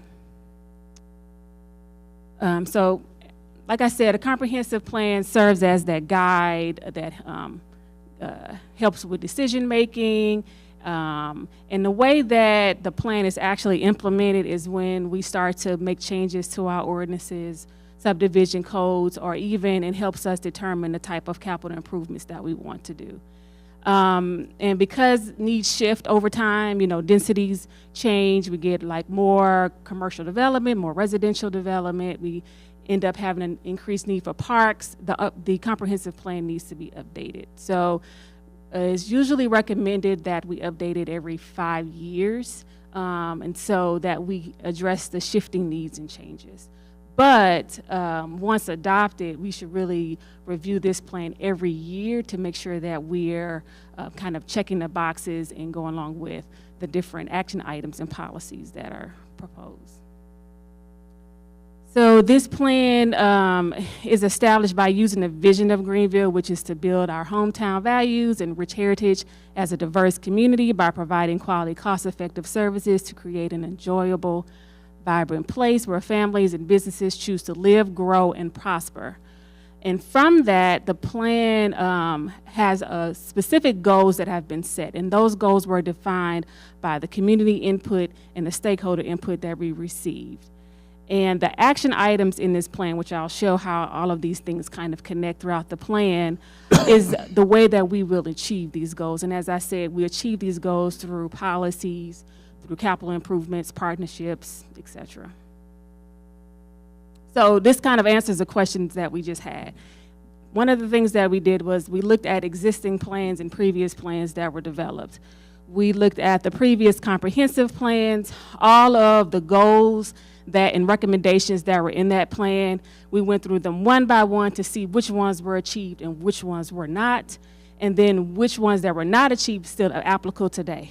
We took those as our base and beginning point, and we also utilized the sub-area plans that were done by Hunt County, looking at the transportation system. So these two plans actually influence our transportation plan in the transportation chapter to be reflective of the analysis that was done, which was the addition of roads and removal of some, and just some modifications. And so as you see, like the goals and recommendations that are, you know what, I want to go back one more. And then we also, so those transportation plans we looked at the previous comp plan, but we also did the special area plan. I don't want to forget to say that one as well, because, and I'll go and tell you where it speaks to, but that really spoke to our land use directions that were still applicable for today. So we kind of use this as a starting point of analysis and needs as a base for some of the recommendations we have. A part of this plan is some comprehensive plans basically give you the policies. We decided that this plan needed to give context because based on our stakeholder input and our citizen input, people wanted to tell the story of Greenville.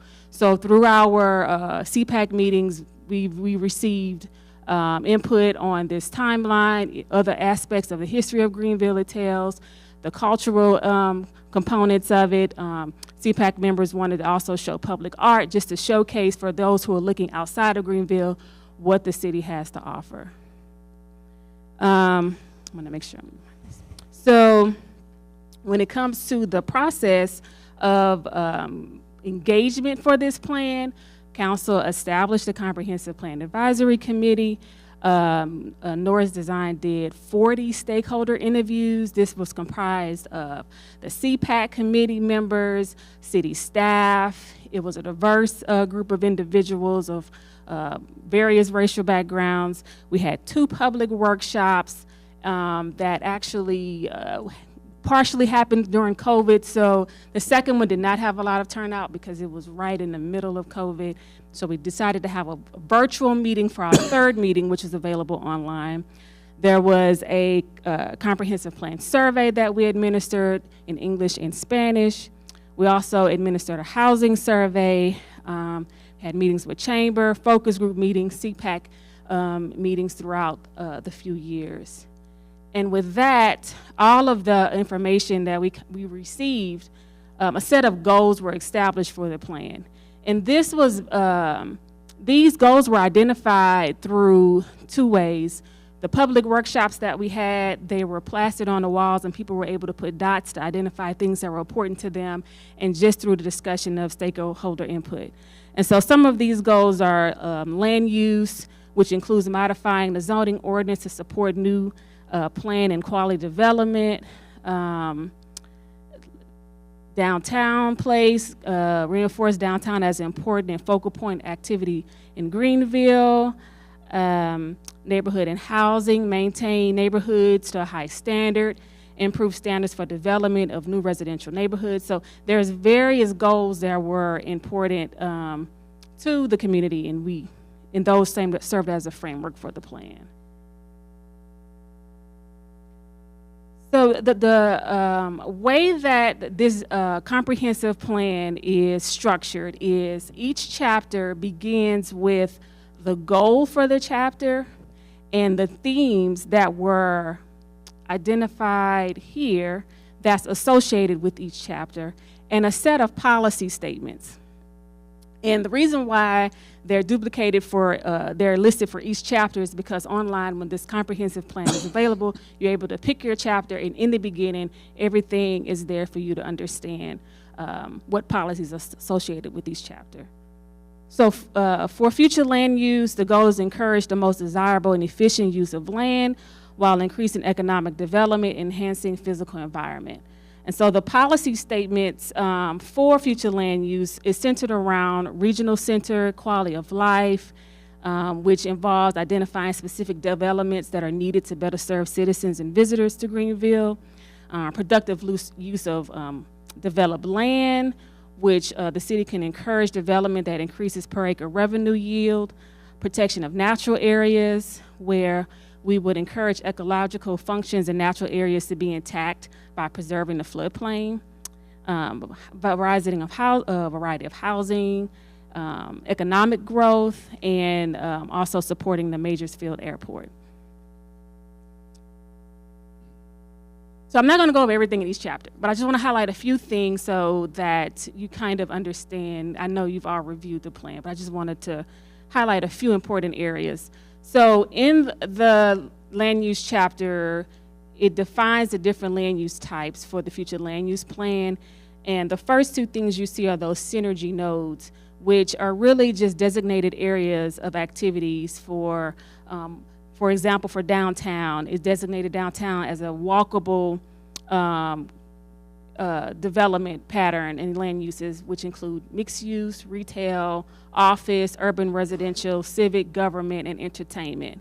And so all of these kind of create a synergy in an environment that kind of activates the spaces, which we need for downtown. And then the other synergy nodes throughout the city, which we'll see in the future land use plan, are special designations for land use that includes retail, office, commercial, and entertainment. And it supports relationships as far as parking, mobility, customers, and employment opportunities.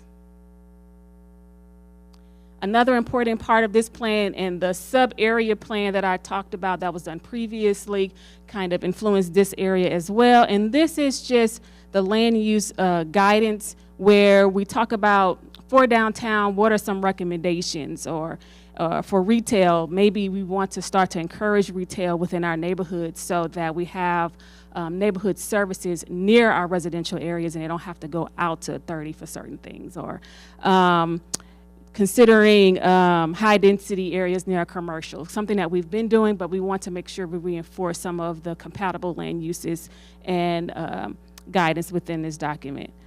For example, also for commercial, kind of what type of infill is key as far as commercial for North Greenville area, which kind of needs some of that, and also downtown. This is the future land use map.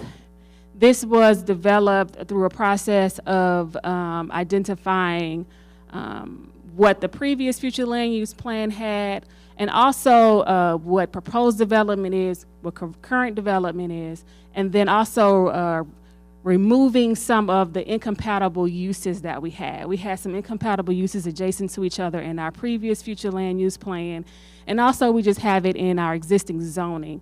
So we wanted to go through parcel by parcel and really understand what was there, what was existing. We want to preserve our, school areas, of course. We designated those, parks, and then also understand how the I-30 corridor works, and then where we want to identify the residential development. And you'll see there, we have the synergy nodes right there for downtown. We just want to reinforce that walkable, mixed land use community there. And then along I-30 is where we want to see the diverse types of land uses that really reinforces consumer and employment centers, like a regional activity along our I-30 corridor. Okay. Another thing that Norris did was they looked at different growth areas, and we got feedback from committee members to help us with this as well, is based on growth, what are the opportunities throughout Greenville if we look at certain sectors of the city. And so as we're talking to developers, these are things that we are thinking about And as developers look at Greenville, these are things that they can understand as well as they try to understand the geography of the city and how the current land uses are working out. So at the end of each chapter, we have the policy statements and then the action items that are listed to achieve these policies. So in the beginning of this chapter, I went over all of the policy statements that are here, and then at the end of the chapter, it summarizes the actions that we need to do to achieve those policies. That's in each chapter. Okay, so the next chapter is Parks and Recreation. In the Parks chapter, the goal is to develop a comprehensive green network of parks, trails, and open spaces for both active and passive use, which meets the needs of all age groups and enhances the quality of life. And so the themes that are associated with it are parks and open space, transportation and mobility, community character, community needs. And the policy statements that circle around it is connecting families with trails, park dedication ordinance, the market, capital improvement programs, natural systems, citywide bike networks, the farmers market, and community partnerships. And what this chapter provides is a snapshot of our park systems, the acreage that we have, some of the survey information that was collected through the Comprehensive Plan Survey. It also gives us a snapshot of the park acreage that we have currently and how many acres we have per 1,000 residents, and then how many acres we'd like to see per 1,000 residents. And another thing that's important here is that it shows the level of service. So if you look at the level of service map, there's a buffer that shows a 1/4 acre and a 1/2 acre radius of walking distance quasi of each park system. And you can kind of see where the gaps and the holes are and where we need to see additional parks added within the city. So as the Parks Department determine where they want to locate future parks, they're able to identify those gaps. Another important part about the comp plan is that the Parks chapter actually identify capital improvements and enhancements that could be done to the park system. And so they identify key improvements and also kind of give a cost estimate of like how much those improvements would be. And it does it for certain parks in the system. So residents and people can kind of see what the plans are for the future in the park system.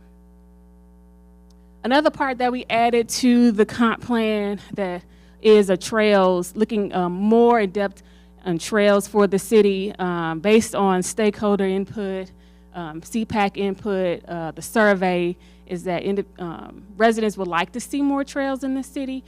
And so what Norris proposed is ways to connect the park system and also trying to provide a north-south connection of trail routes for the city of Greenville. And so you'll see how there's a number of loop trails. Oops, sorry. There's a few trails connecting downtown and in the north Greenville. And we've given the acreage, the proposed length of the trail and the location of each one.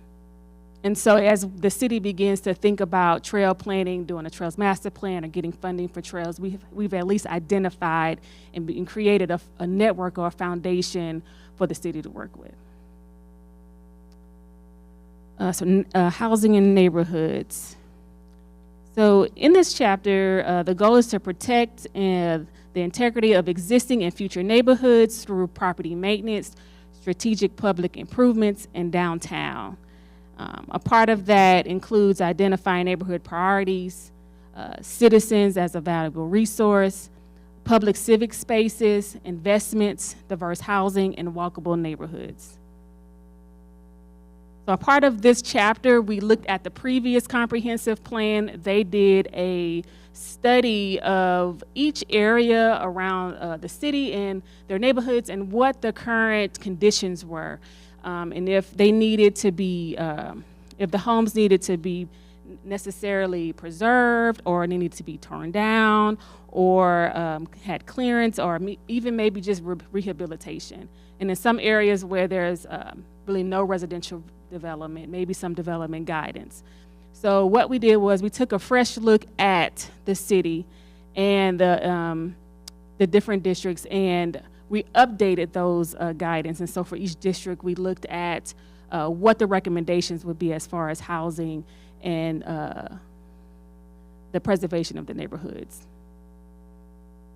That leads to the neighborhood rehabilitation program that's mentioned in the plan. This goes back to a focus group that we had, and also our CPAC meetings where, and even in the survey where people talk about the difference between North and South Greenville. And so in response to that, we just proposed some opportunities to maybe look at some type of neighborhood stabilization and rehabilitation, especially in areas north of Greenville. This is also important as we look at downtown, because as we improve downtown, we also want to look at what's surrounding downtown, and I think it just strengthens, they strengthen each other.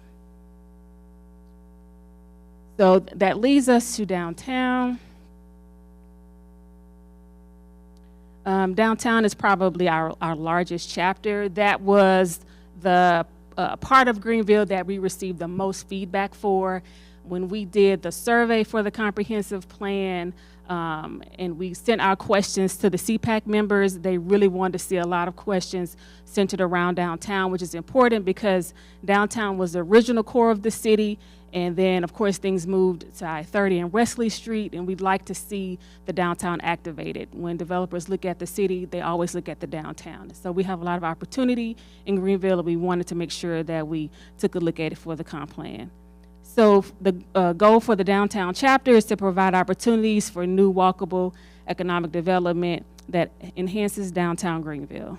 And so some of the policy statements that are in this chapter is how to grow downtown with design, focusing on branding, cultural elements, social life, entertainment, center of civic activity. There's a tons of things, gateways into downtown, wayfinding, bike loops, new parking, all of those type of design features, activities and events, the north-south mobility, parking, public space, synergy, that goes back to the synergy node, then the land use portion, the history, development and zoning, and then the tourist district. A part of the public input process, we showed various scenarios of what the downtown could be. We got input from the community and settled on a preferred scenario within the plan. Another part of the plan is, which was given to the consultant that is now working on the downtown plan, is we looked at every lot and identified what was public owned land, what was retail, vacant buildings. I worked with Steve Cochran, who really helped, and Carla, who helped me identify what buildings were utilized and which ones wasn't, civic parcels, residential, just vacant lots, and then the parking. And with each one of those, we kind of gave some recommendations on what we could do in the future to take advantage of that, especially seeing that a lot of the vacant buildings are in our gateways. When people are entering downtown, that's what they're seeing. So what can we do to help with that? And then this is a look at the downtown plan, and this was a preferred scenario. And we're calling it a scenario because I don't want anyone to be confused to think that the current plan that we're working on is going to replace this. This is just serves as a guide, and that's why it's a scenario of what we can do for a plan that we are going to eventually adopt and make. So based on the input that we had, people really wanted to see improved pedestrian sidewalks connecting Lee Street with new parking lots. New downtown park is one thing a lot of people really wanted to see. Several intersection improvements along Lee Street and wayfinding signage. Those were a few things a part of this scenario. And then once again, along with those policy statements are list of action items to achieve it, which one of them is to create a downtown plan and work to refine activities and cultural events and increased lighting, different things that help with pedestrian improvements, and so on. So mobility is a chapter that focuses on providing an efficient, safe, and connected transportation system coordinated with traffic demands, future growth, and linked together with adjacent land uses. And the policy statements associated with it is expanded transportation plan, alternate truck routes, enhanced circulation, improved pedestrian connectivity, provide future pedestrian, prioritize future pedestrians, and develop a trail network, which speaks to the park plan. The comp plan also defines, within this chapter, we kind of define what our street sections are, what our right-of-way widths are. This speaks to Public Works and what they require in their development standards. So we had to coordinate and identify what our roadway would be. This is something that Hunt County, if someone is calling and asking for information for their studies, this is what we give to them in order to do their studies. It also has information about the Lee Street. You'll see within the plan in the downtown chapter, it talks about a possible road diet in downtown. It also talks about it here in the mobility chapter and what that street section will look like.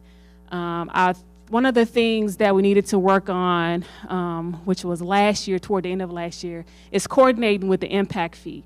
And because we were updating our impact fee, our transportation plan needed to match it. So we spent some time updating our thoroughfare plan to make sure that we had all the new roads that needed to be identified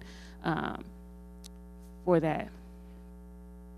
And the infrastructure chapter it focuses on providing efficient local infrastructure systems such as existing and future development to be served, which informed monitoring maintenance, infrastructure prioritization, intentional development patterns, secure water resources, targeted capital improvements, regional water detention, and resource preservation.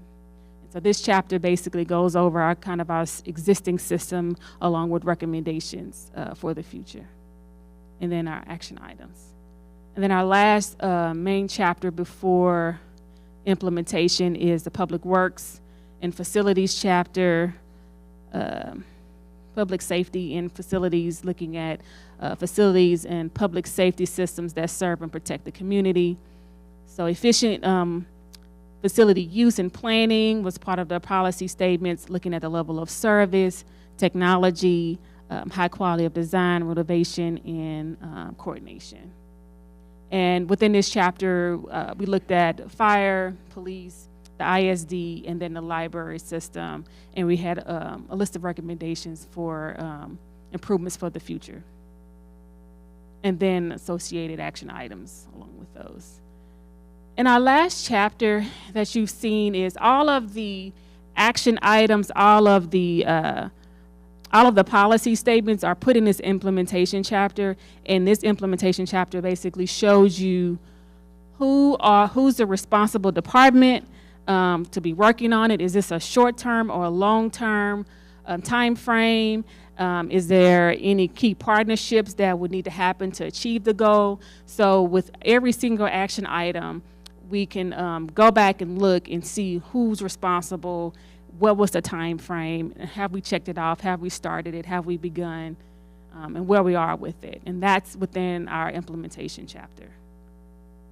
And there are a lot of specific action items. We can actually, I was saying, we could actually take, for example, land use neighborhood downtown and make a spreadsheet and like a checklist. Like, does this development meet this? Like, is that specific? So this is an important part of the plan. This is the most important part of the plan. And then the last chapter is the appendix, which just covers a glossary of terms. It has a survey and just additional information that we may need. And did you have any questions?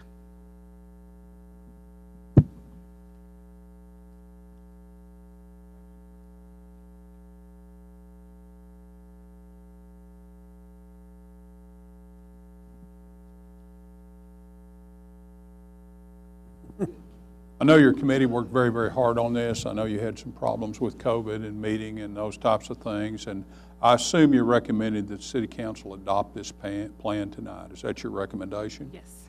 Yes, it is. Okay, if there are no questions from the council, I'll open the public hearing. Is there anyone like to speak either in favor or in opposition? Carol, do you have? Deidre Mead.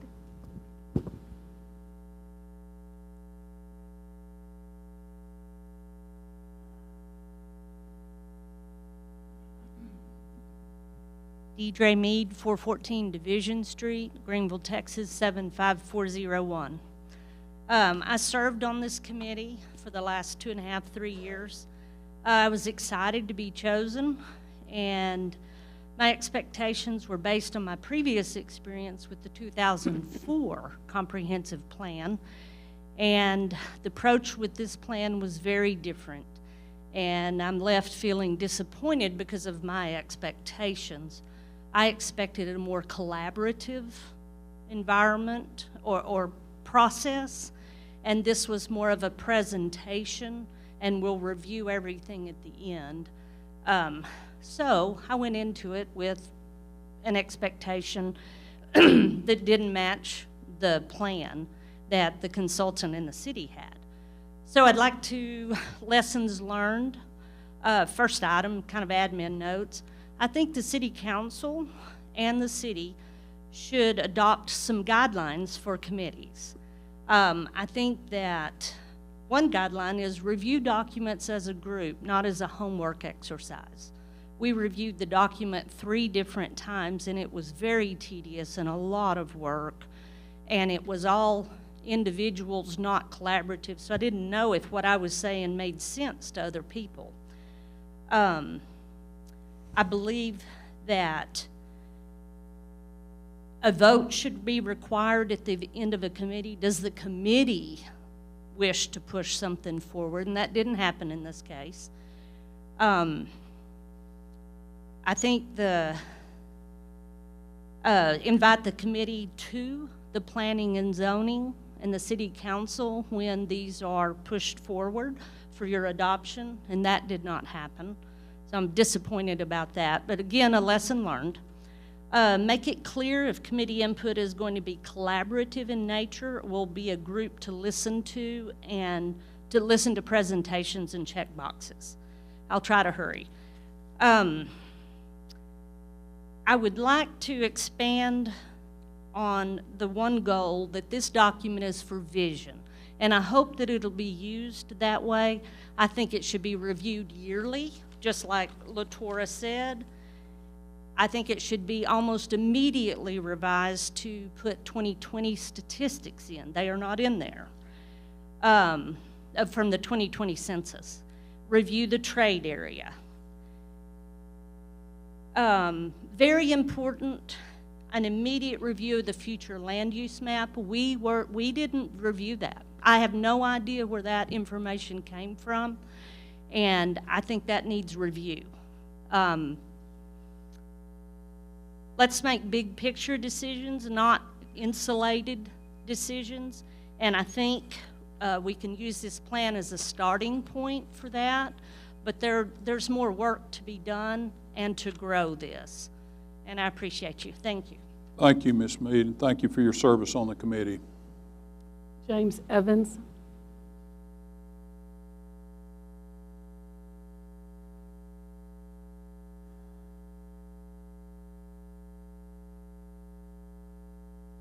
James Evans, 6410 Buena Vista Drive, Greenville, Texas, 75402. I want a well-planned, comprehensive land use plan for this city. I am on P&Z. I'm not on the Comprehensive Plan Committee. But I cared enough about this plan that I attended almost all of the public meetings that were held. P&Z spent over an hour, close to an hour and 20 minutes on this plan at our last meeting last week. During that time, the city's consultant, I can't say they were waved off, but they started to come to the microphone once to answer questions. And this was done, and they went back and they had a seat. I was sitting right there. I saw what happened. The vice chair, Deidre Mead, who just spoke, and I respect very much, was never called on to speak, even though I even asked for her to come address us and to answer questions and to give us her thoughts. She finally got up during the public hearing section. The time was called on her after 3 minutes. I asked for a show of hands. It was probably out of order, but I asked for a show of hands of the people that would like to hear her continue, and she was allowed 3 more minutes.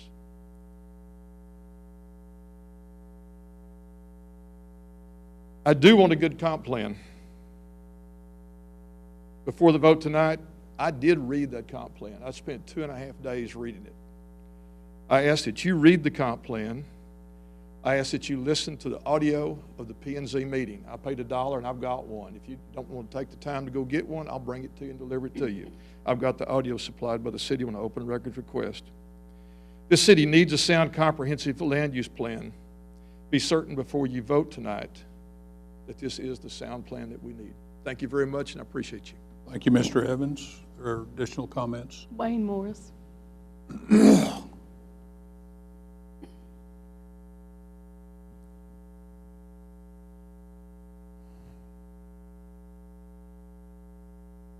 Good evening, Mr. Mayor, members of the council. Wayne Morris, 5600 Vale Street, Greenville. I might be a little repetitive, however, look at the draw.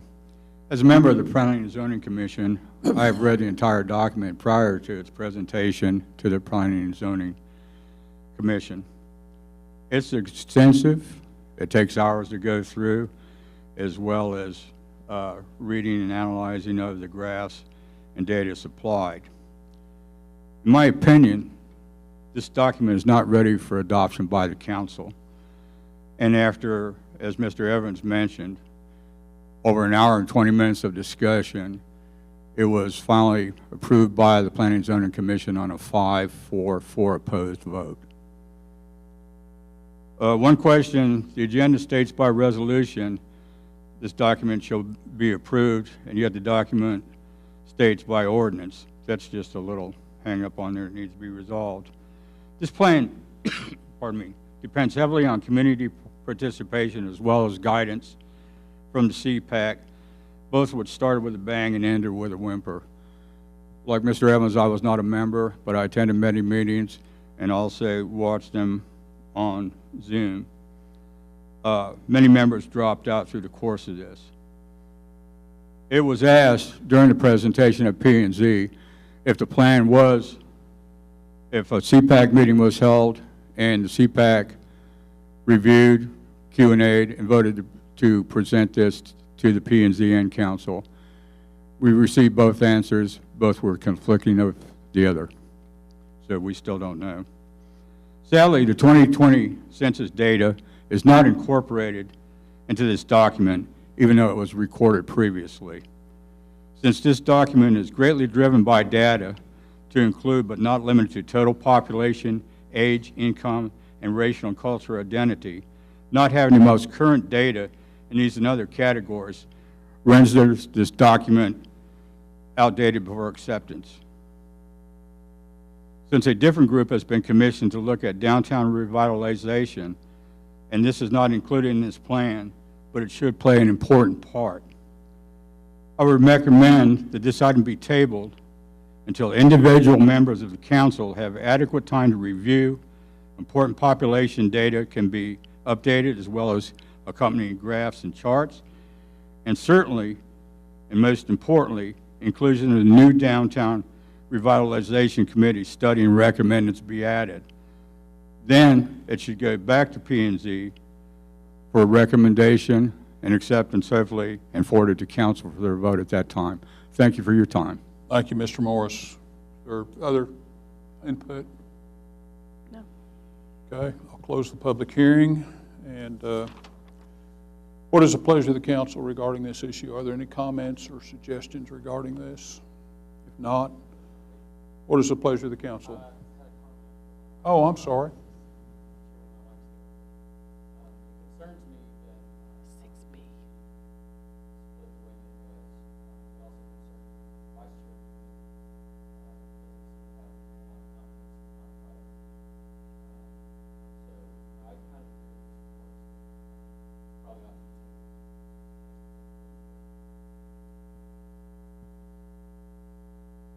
Is there other comment? I don't know. I sort of agree with you, Ben. I do agree with you. I agree with Mr. Morris as well. It seems like if you really look at any of the language we heard or any of the explanation, it's here or there. It's just the teeter-totter's right here. So I'm not 100% comfortable that we should adopt it right now, and it probably does warrant a little more discussion. Well, we need to give the city staff some direction if we're going to table this. And table, I'm not sure the thing, or what is the appropriate language if we, table means it comes back the next meeting? No, table means you bring it back this meeting, so you'd want to postpone it to a certain time. Yeah. Okay. Postpone it for some period of time. Yeah. Okay, well, I think that if we are going to do that, we need to give the staff some recommendation about what you expect and what you want to come back with. So,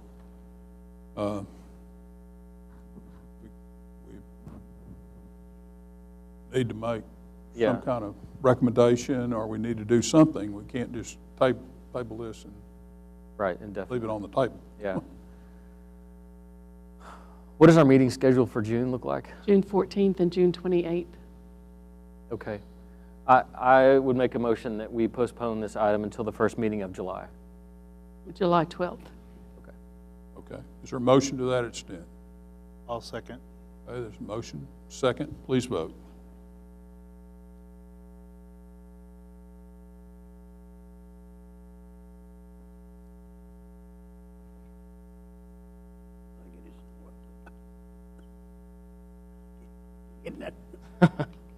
Mine's green. Still says I didn't work it out. Sorry. We, Finally got mine. okay, Tim's not on. And it passes 6-0 with one abstention. Not abstention, one vote. Tim's absent. Yes. Okay, item 6C, consideration action on an ordinance authorizing a request by Ram Yennemann for a zoning change from agriculture to single-family 3. Steve? Yes, sir. This is a zoning request off of Robic Lane. I'll pull this map up in a second. If you've been out that way behind the National Guard Armory, you've seen the development that's going in there right now. That is currently 192 lot SF3 subdivision. Ooh, where'd it go?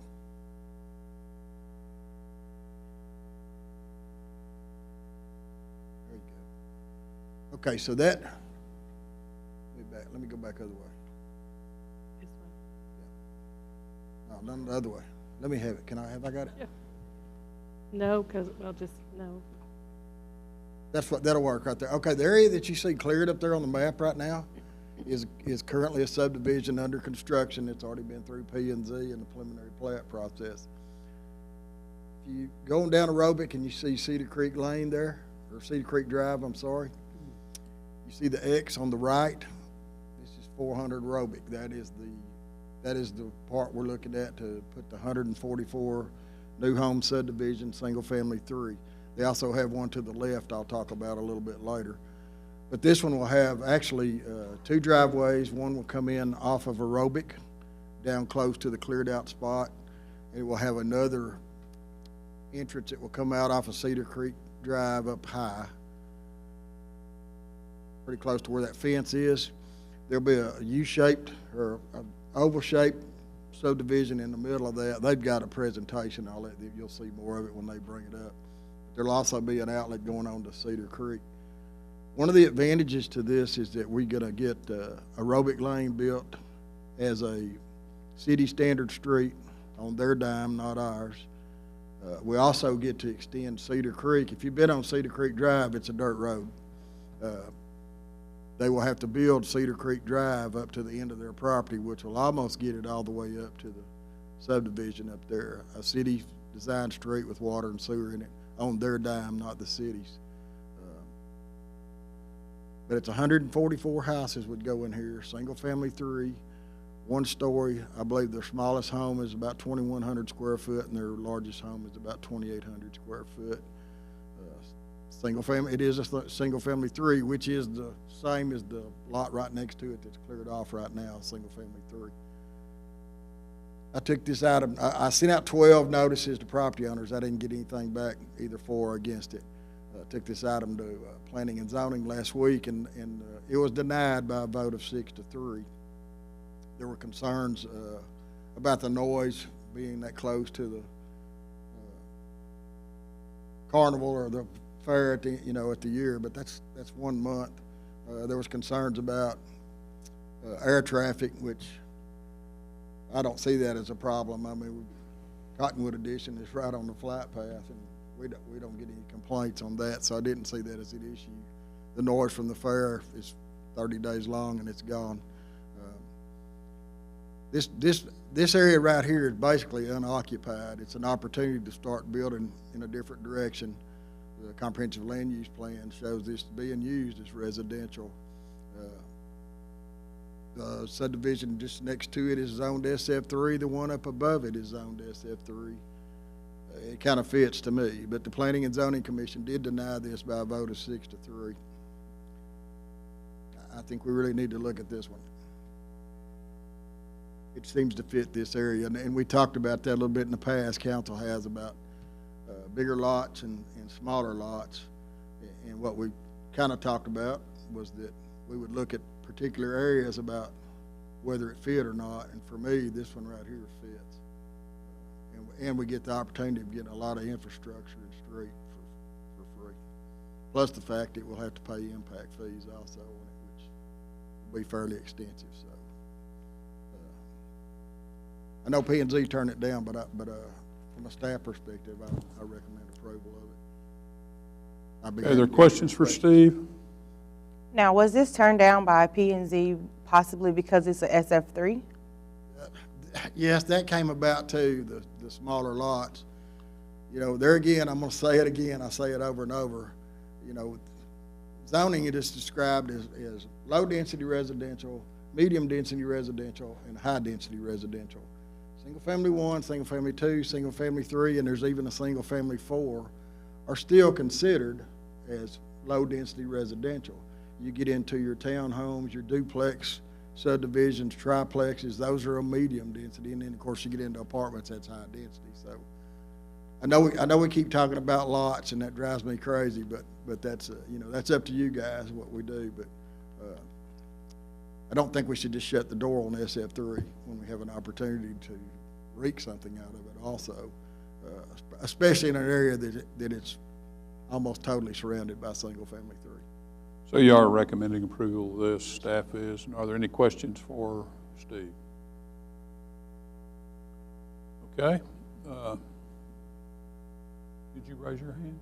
No, I was putting it on my head. Okay, I'll open the public hearing. Does anyone like to speak either in favor of or opposed to this item 3C? Okay, yes. Would you make the presentation, please? Come forward, yes.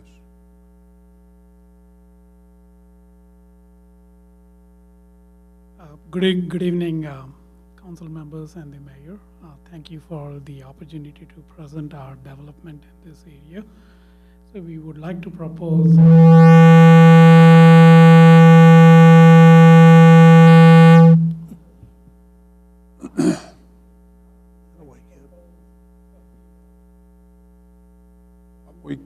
we can't hear you. Can you speak up? we would like to propose SF3 development in this neighborhood, and then all SF3 developing also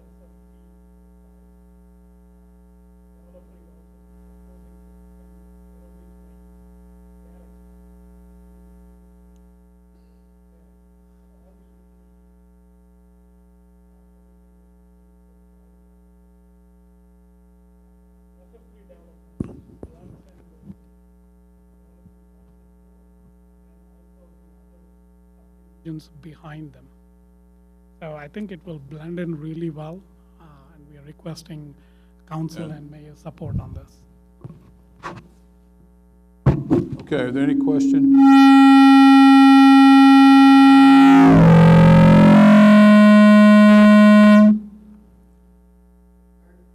Yes. Okay, okay, Yeah, I can quickly walk you through the. okay, I'm sorry.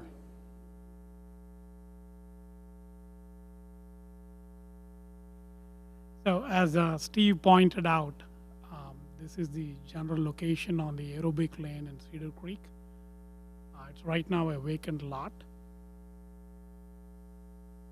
And this is the overall, the comprehensive plan for the city. And this is where the location is. The location is right near Cedar Creek and. Can you hold Aerobic just a Lane. second? I don't think anybody can hear you, including the council. Is there anything we could do? Thank you, Daniel. Thank you.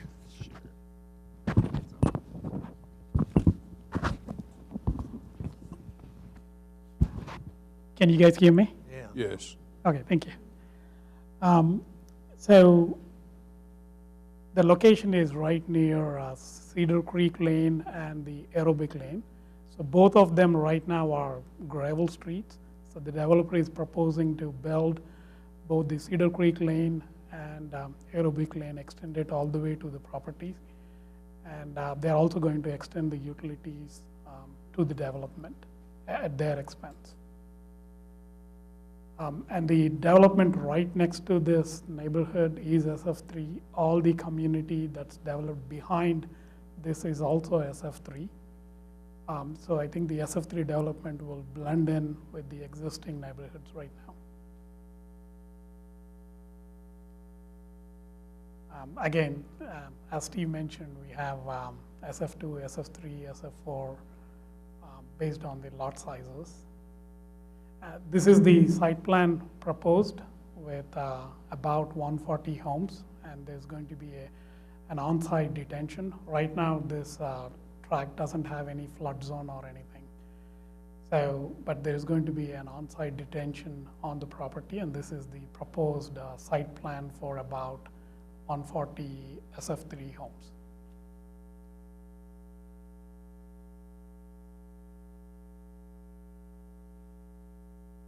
And the lot itself, it has a pretty good elevation. It only drops by 8 feet from the north to the south side, so it has a pretty good elevation. And these are some of the example of the homes that are being proposed. So they're going to be built with brick and stone. They're going to be better than what's being built on the neighborhood next door, and also the existing homes behind. So this is going to be a step up from what's in the neighborhood. And the house sizes are going to be around 2,000 square feet to 2,600 square feet, 2,800 square feet.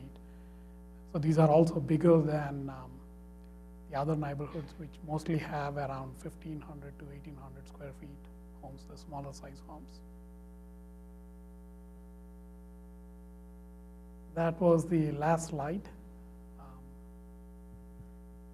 If anybody has questions, I can take questions. So just to make clear, you said that for the Cedar Creek Drive and the Aerobic Lane, the developer will do those streets? They will? Yes. Okay. At no expense to the city? Yes. Okay, well, it looks like you have a very good plan. Thank you. Thank you. For your Thank you for the presentation. If there are no opportunity. questions, I'll open the public hearing. Oops. Is there anyone who would like to, thank you very much, we appreciate it. Anyone who would like to speak either in favor of or opposed to it, please come forward and state your name. You may have to pick up that mic and talk into it, if you will, please. Thank you. Hello, good evening. My name is Joseph Burgos. My address is 2817 Edgar Street in Greenville, Texas. And can you hold it a little closer? Yes, my address is 2718 Edgar Drive, Greenville, Texas. My name is Joseph Burgos, and I was saying, yes, thank you everyone this evening. And for this particular project, I am very passionate as a citizen of Greenville because it's part of the Keystone transportation network from the airport. So it's on the Greenville thoroughfare plan, and this particular development will improve the street right-of-way, not to mention the taxpayer benefits. And for the new families moving in from Oklahoma, New York, all over the United States, Greenville can offer this excellent town quality of living. And me and my wife, we are delighted to see and visit the brand new homes and all the families moving into these new communities. And now seeing the transformation of Greenville from an evolving town, now compared to a suburban town, just like city of Irving, with the airport, the DFW airport in the vicinity of the suburbs, is kind of the same idea that is going to happen here in Greenville. And I just think it's a really good opportunity, and I hope the jury supports this project. And I just want to speak in favor. Okay. Thank you. Thank you. Anyone else like to speak in favor of or opposed to this item? Carol? No other items. Okay, I'll close the public hearing. Do you have a card? Did you submit a card?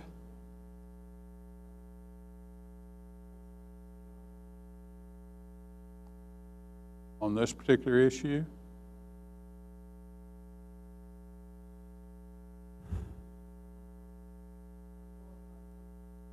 Okay. I'll just be brief. I don't know. You have, I'll just be brief. Laura Funk, 9805 Hunters Run.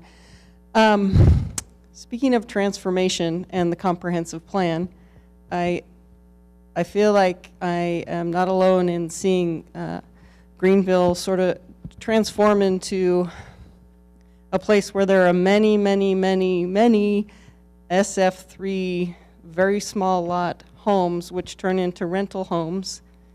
And it kind of builds a place to live where people aren't really invested because they're renting. And it really shapes the character of a town. And I would love to see homes that are on a little bit more land where people can allow their children to play, you know, grow vegetables. I mean, really set down roots and just really become a part of this community for the longer term. I think, Mayor, you mentioned something like 4,000 SF3 units are already in Greenville. I guess there's that 190 right next door. This is another 144. I think next door to this, they're proposing to build duplexes. It's just kind of turning into, you know, the place where there's a lot of small rental houses. So I would love to see a little bit larger, larger land, and then giving more elbow room for these communities to develop and people to come and want to stay. Thanks. Thank you very much. Is that all the input you have?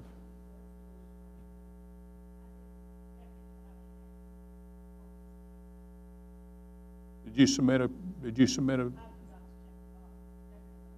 Okay, well, we can't. We're not going to, unless, I'm sorry, tell me what you did.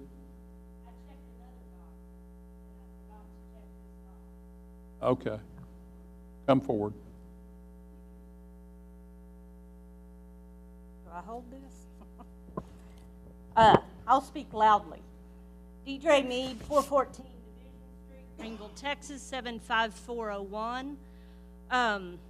I would like to see us, again, put our big picture hats on. In all the talk of lot size, SF2 versus SF3 versus SF1, I think the conflict comes between the need for development, rooftops for revenue, versus the need to protect green space, a rural feel, a quality of life, a place families want to move to. I believe that more green space attracts people to want to live here. It speaks to our willingness to promote quality of life. It allows for a comprehensive plan to connect communities. Well, because once those houses are there, our opportunity is lost to do that. The developers want to maximize their profits. We all understand that. It's the city's job to protect Greenville and to protect our future, how we want to be, how we want to look. Why would we constantly develop to the lowest size, to the lowest standard? The only way we get green space is with larger lot sizes. Or our park ordinance, which no one seems to understand and I can't find any details on. I would love to find those. How many trees do we have to lose before we realize that we cannot replace them for quality green space?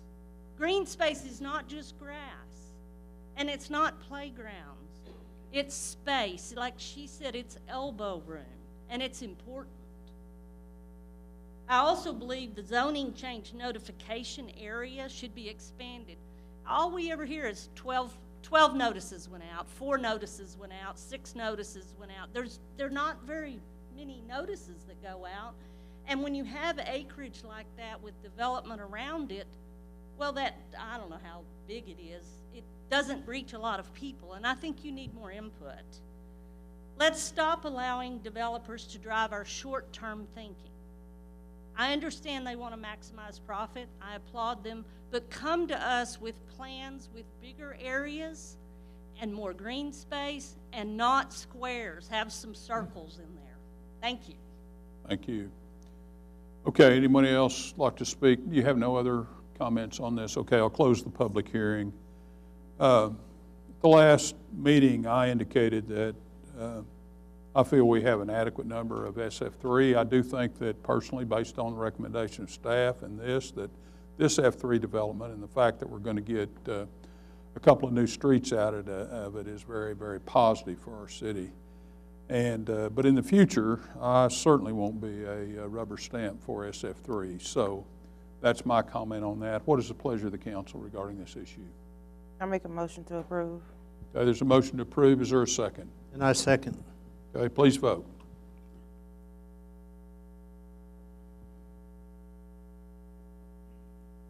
And it passes 5-1-0, I guess is what you'd say, but anyway. Okay. Item 6D, consideration and action on an ordinance authorizing a request by Yennemann for a change in zoning from agricultural to single family attached. Steve. Why don't you see if the mic's working, Steve? Hello, hello, yes. It's working if you get right up in it. I don't like to do that. This is going to be the same developer as the one we just had. Could you put that same? This request here is for single family attached, which single family attached is townhomes. It is just next to that property that we just got through doing it. Where you see the 500, I've kind of outlined the area there. The proposal is to basically have like 24 lots, and I think there'd be 99 living structures there. They would have drives that would come in. They'd have to extend aerobic on down to the little jag you see there. And also that would be part of the extension of Cedar Creek also. There again, we're extending the street even farther, and more infrastructure would go in there. Did you bring a deal on this one? Okay, so we've got another presentation there. But basically, it's the same developer, different look. If you understand townhomes, they are owned. They're not rent property. They're owned. The lots are actually 2,500 square foot. They're attached, and the walls are the property line of those particular townhomes. These would be 2-story with 2-car garages.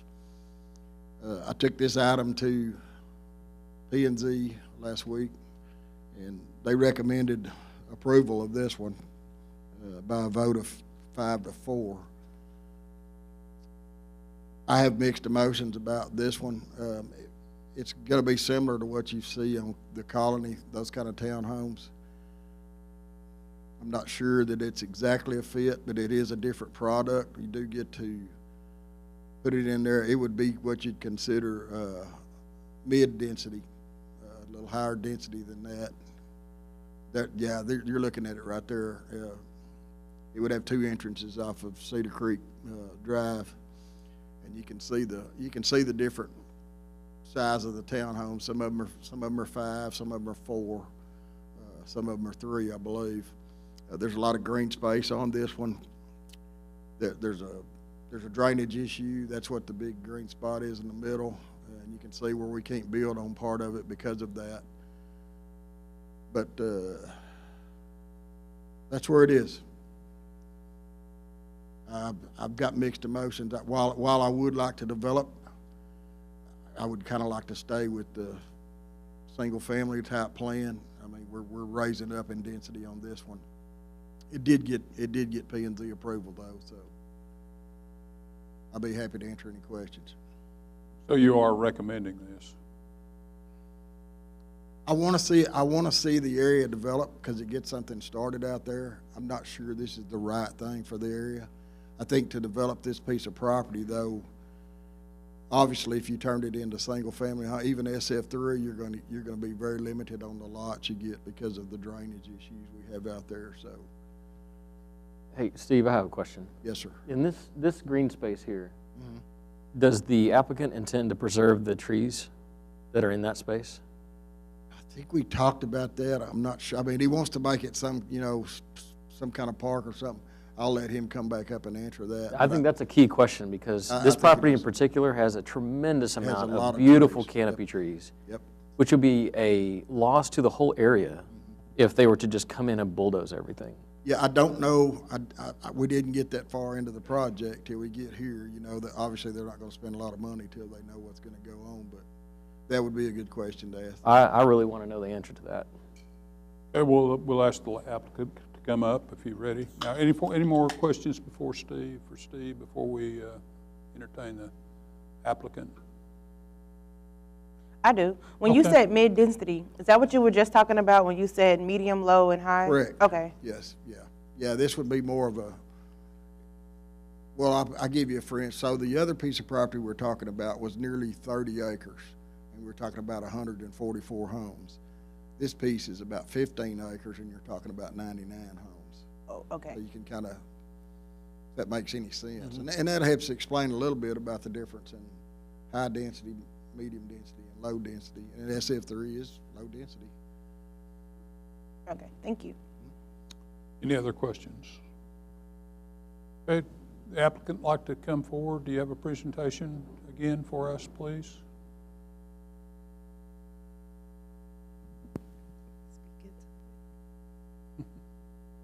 Okay, I guess you guys can hear me. Thank you again for the opportunity. So in this development, this is going to be a different product. It's going to be a townhome type development, which I don't think the city of Greenville has a lot of townhome developments. And as Steve mentioned, this is going to be a little bit more denser. We are going to preserve the trees in the green area. So all the existing trees, everything in the green area that you see, it's going to be open space, and the trees are going to be preserved. We don't plan to take them out. And the townhomes are also going to be a little bit more upscale compared to what we have in the city right now. I have some pictures at the end. So these are some of the completed pictures that we have developed in Frisco and also in City of Fate. So this is going to be a better product than what we have in City of Greenville. And again, this is a different, a slightly higher density product, which will give a good mix along with the single family homes that are around in the neighborhood.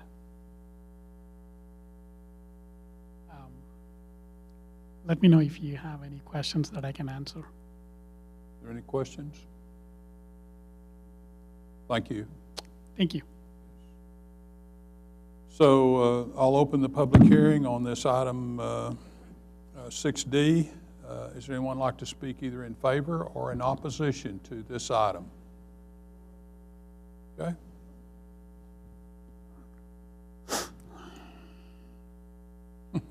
Laura Funk, 9805 Green Hunters Run. Probably not necessary, but I checked the box, so I might as well come. You know, I wonder if it's something, I'm not against development in Greenville, but, you know, if builders are going to build, maybe we could ask them to build larger homes since they're building large buildings, but dividing it up into multiple, you know, living spaces. Maybe we could ask them to build larger homes, preserve more trees, and make more neighborhoods where people live in a little bit more space. I guess that's it. Thank you. Thank you. Are there any other applicants? Okay, I'll close the public hearing. What is the pleasure of the council regarding this issue? I'm sorry? Did you complete a card?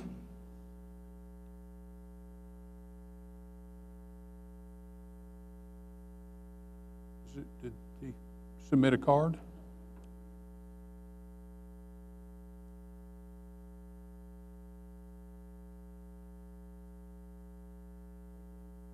Okay, I'll recognize you. You need to submit a card if you want to speak.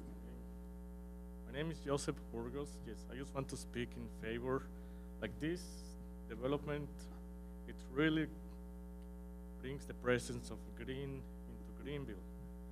And yes, I'll introduce myself. My home address is 2815 Edgar Street, Greenville, Texas, 75401. And I just want to speak in favor because I'm passionate about the tree conservation.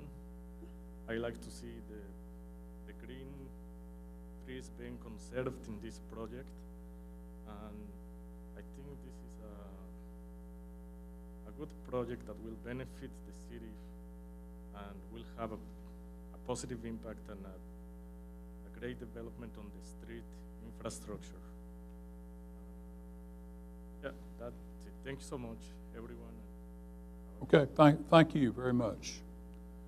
So I will close the public hearing at this time. What is the pleasure of the council regarding this issue? Mayor, I got to tell you, I think I actually like this one better than the previous one, honestly.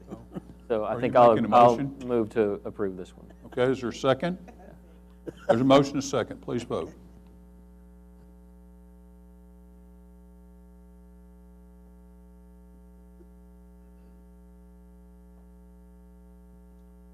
And it passes 5-1-0. Okay? Okay. Give Al the blame for that. Yeah.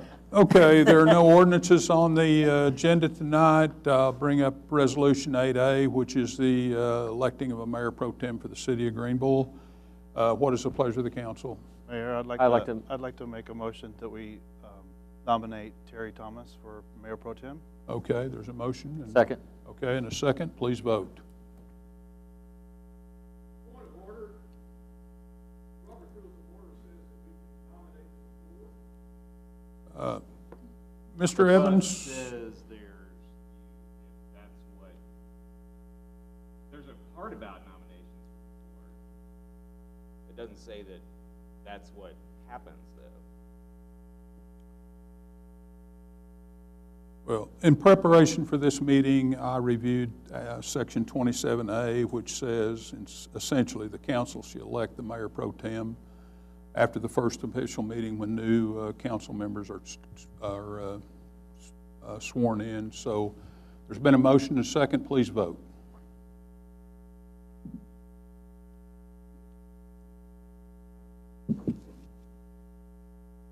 And it passes 5-1-0 again. Okay. Pardon me? Oh. Okay. I passed on. Okay, we've already voted, so.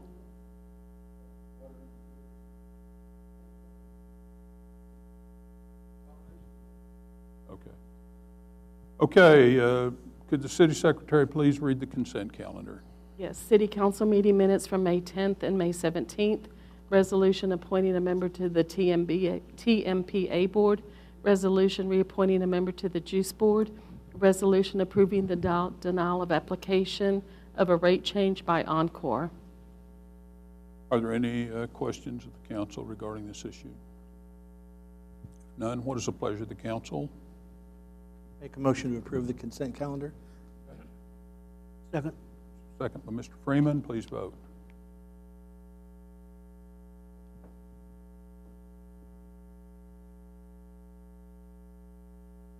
And it passes 6-0. Next item on the agenda is to discuss the location of future council meetings.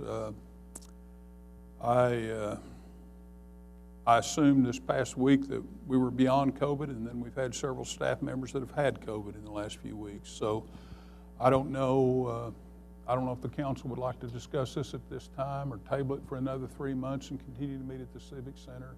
I think at some point it would be productive to move back down to the municipal building. I think the acoustics are better, and generally I think we have enough room to accommodate the crowd. If not, on occasion when we're busy, the crowd is out in the hall. So what is the pleasure of the council regarding, what would you like to do? This is a discussion item. I'm in favor of going back to the municipal building. At this time, or? Yeah, I don't really see a reason for us to keep meeting here. I am as well. Okay. Mr. Freeman? I second. Okay. And Kristen and Byron? Yes. Okay. So future meetings will be at City Hall starting on June the 14th. Is that the date of the next City Council meeting? And for subsequent meetings thereafter. GP, can you provide the April monthly financials for us, please? Good evening, Mayor and Council. I'll be reviewing the April Comprehensive Monthly Financial Report. And just as a reminder, through April, we're 58% through the current fiscal year. So I'll start by going over the general fund revenues and expenditures. Our revenues right now are at just under $20 million, or 71% of expected collections. Biggest area there being our property taxes at $7.7 million, making up 39% of that revenue pool, and then sales tax at $6.2 million, making up 32% of that.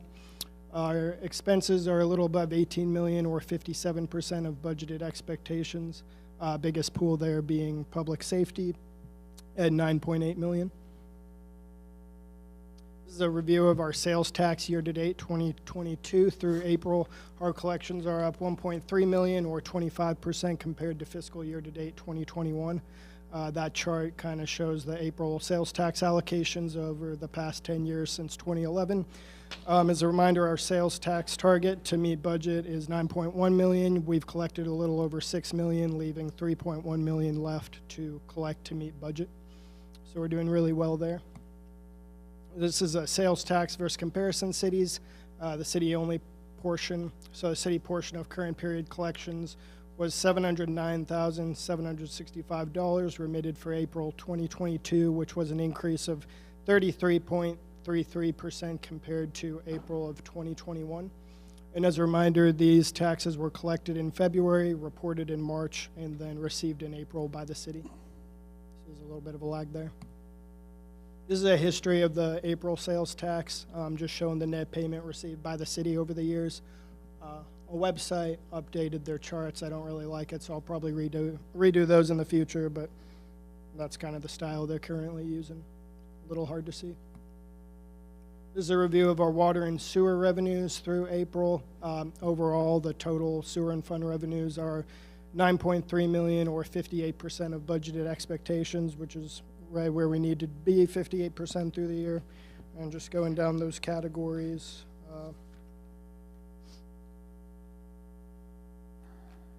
Pretty much the water revenue is at $4.2 million, wastewater is at $3.7 million, and then other fees, charges, and sales are coming in at $1.4 million.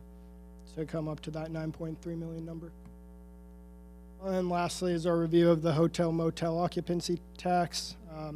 In April, it came out to a little above $77,000, which is an increase of 38% 0.5% compared to April of last year. And if you see that blue line where we're at, it's pretty much just following that trend from last year as we recover from COVID and get back to normal travel and such. So everything looks all good there as well. Anybody have any questions? Thank you very much. Awesome, thank you. I will have the monthly status report.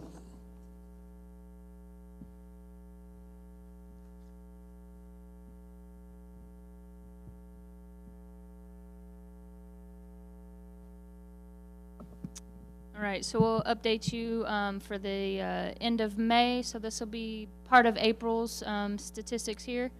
Waste Connections complaint through the month of April was very similar to March. We're still working through some issues with them, but it stayed about the same for the month of April. Utility cuts went up a little bit in April.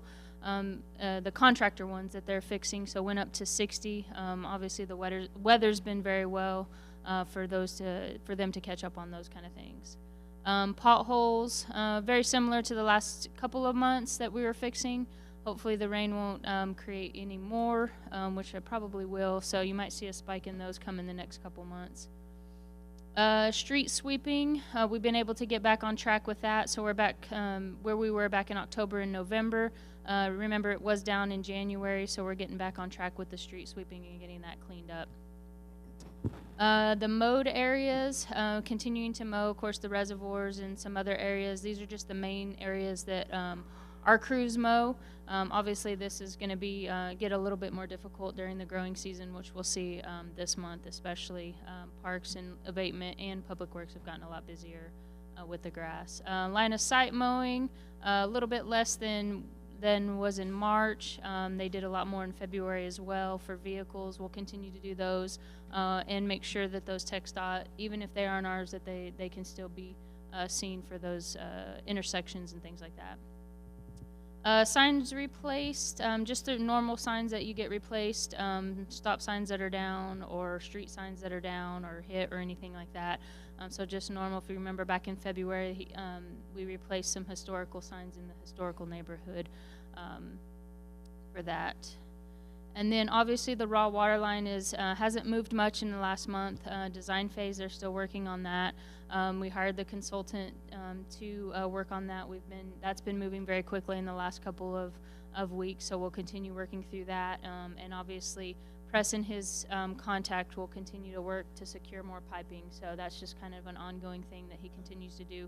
We have 5 miles, but obviously we have 20 miles to complete, so we'll continue and just update you monthly on that. So I'll be happy to answer any questions if you have any. Thank you. Questions? Ben, did you have a question? No? Well, it's fine. Okay. Now we have item 11, City Council discussion of proposed agenda items. Are there any items the council would like to discuss at this time for future agenda? I'd like to put on the agenda for demolition of the Henson Kickernick building. Okay. Demolition of the Henson Kickernick building on Henry Street. No. No. Yeah, the one by the train depot, right? Yeah. North of the train depot. Henson, has been burned down quite a few times, and I think we should demolish it because it's an eyesore and it has all kind of rodents and stuff like that. It need to be.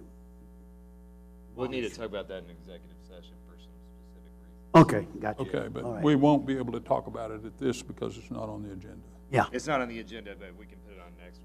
That's what I mean. We'll put it on the next week's or next month's agenda, and we'll discuss it at that time.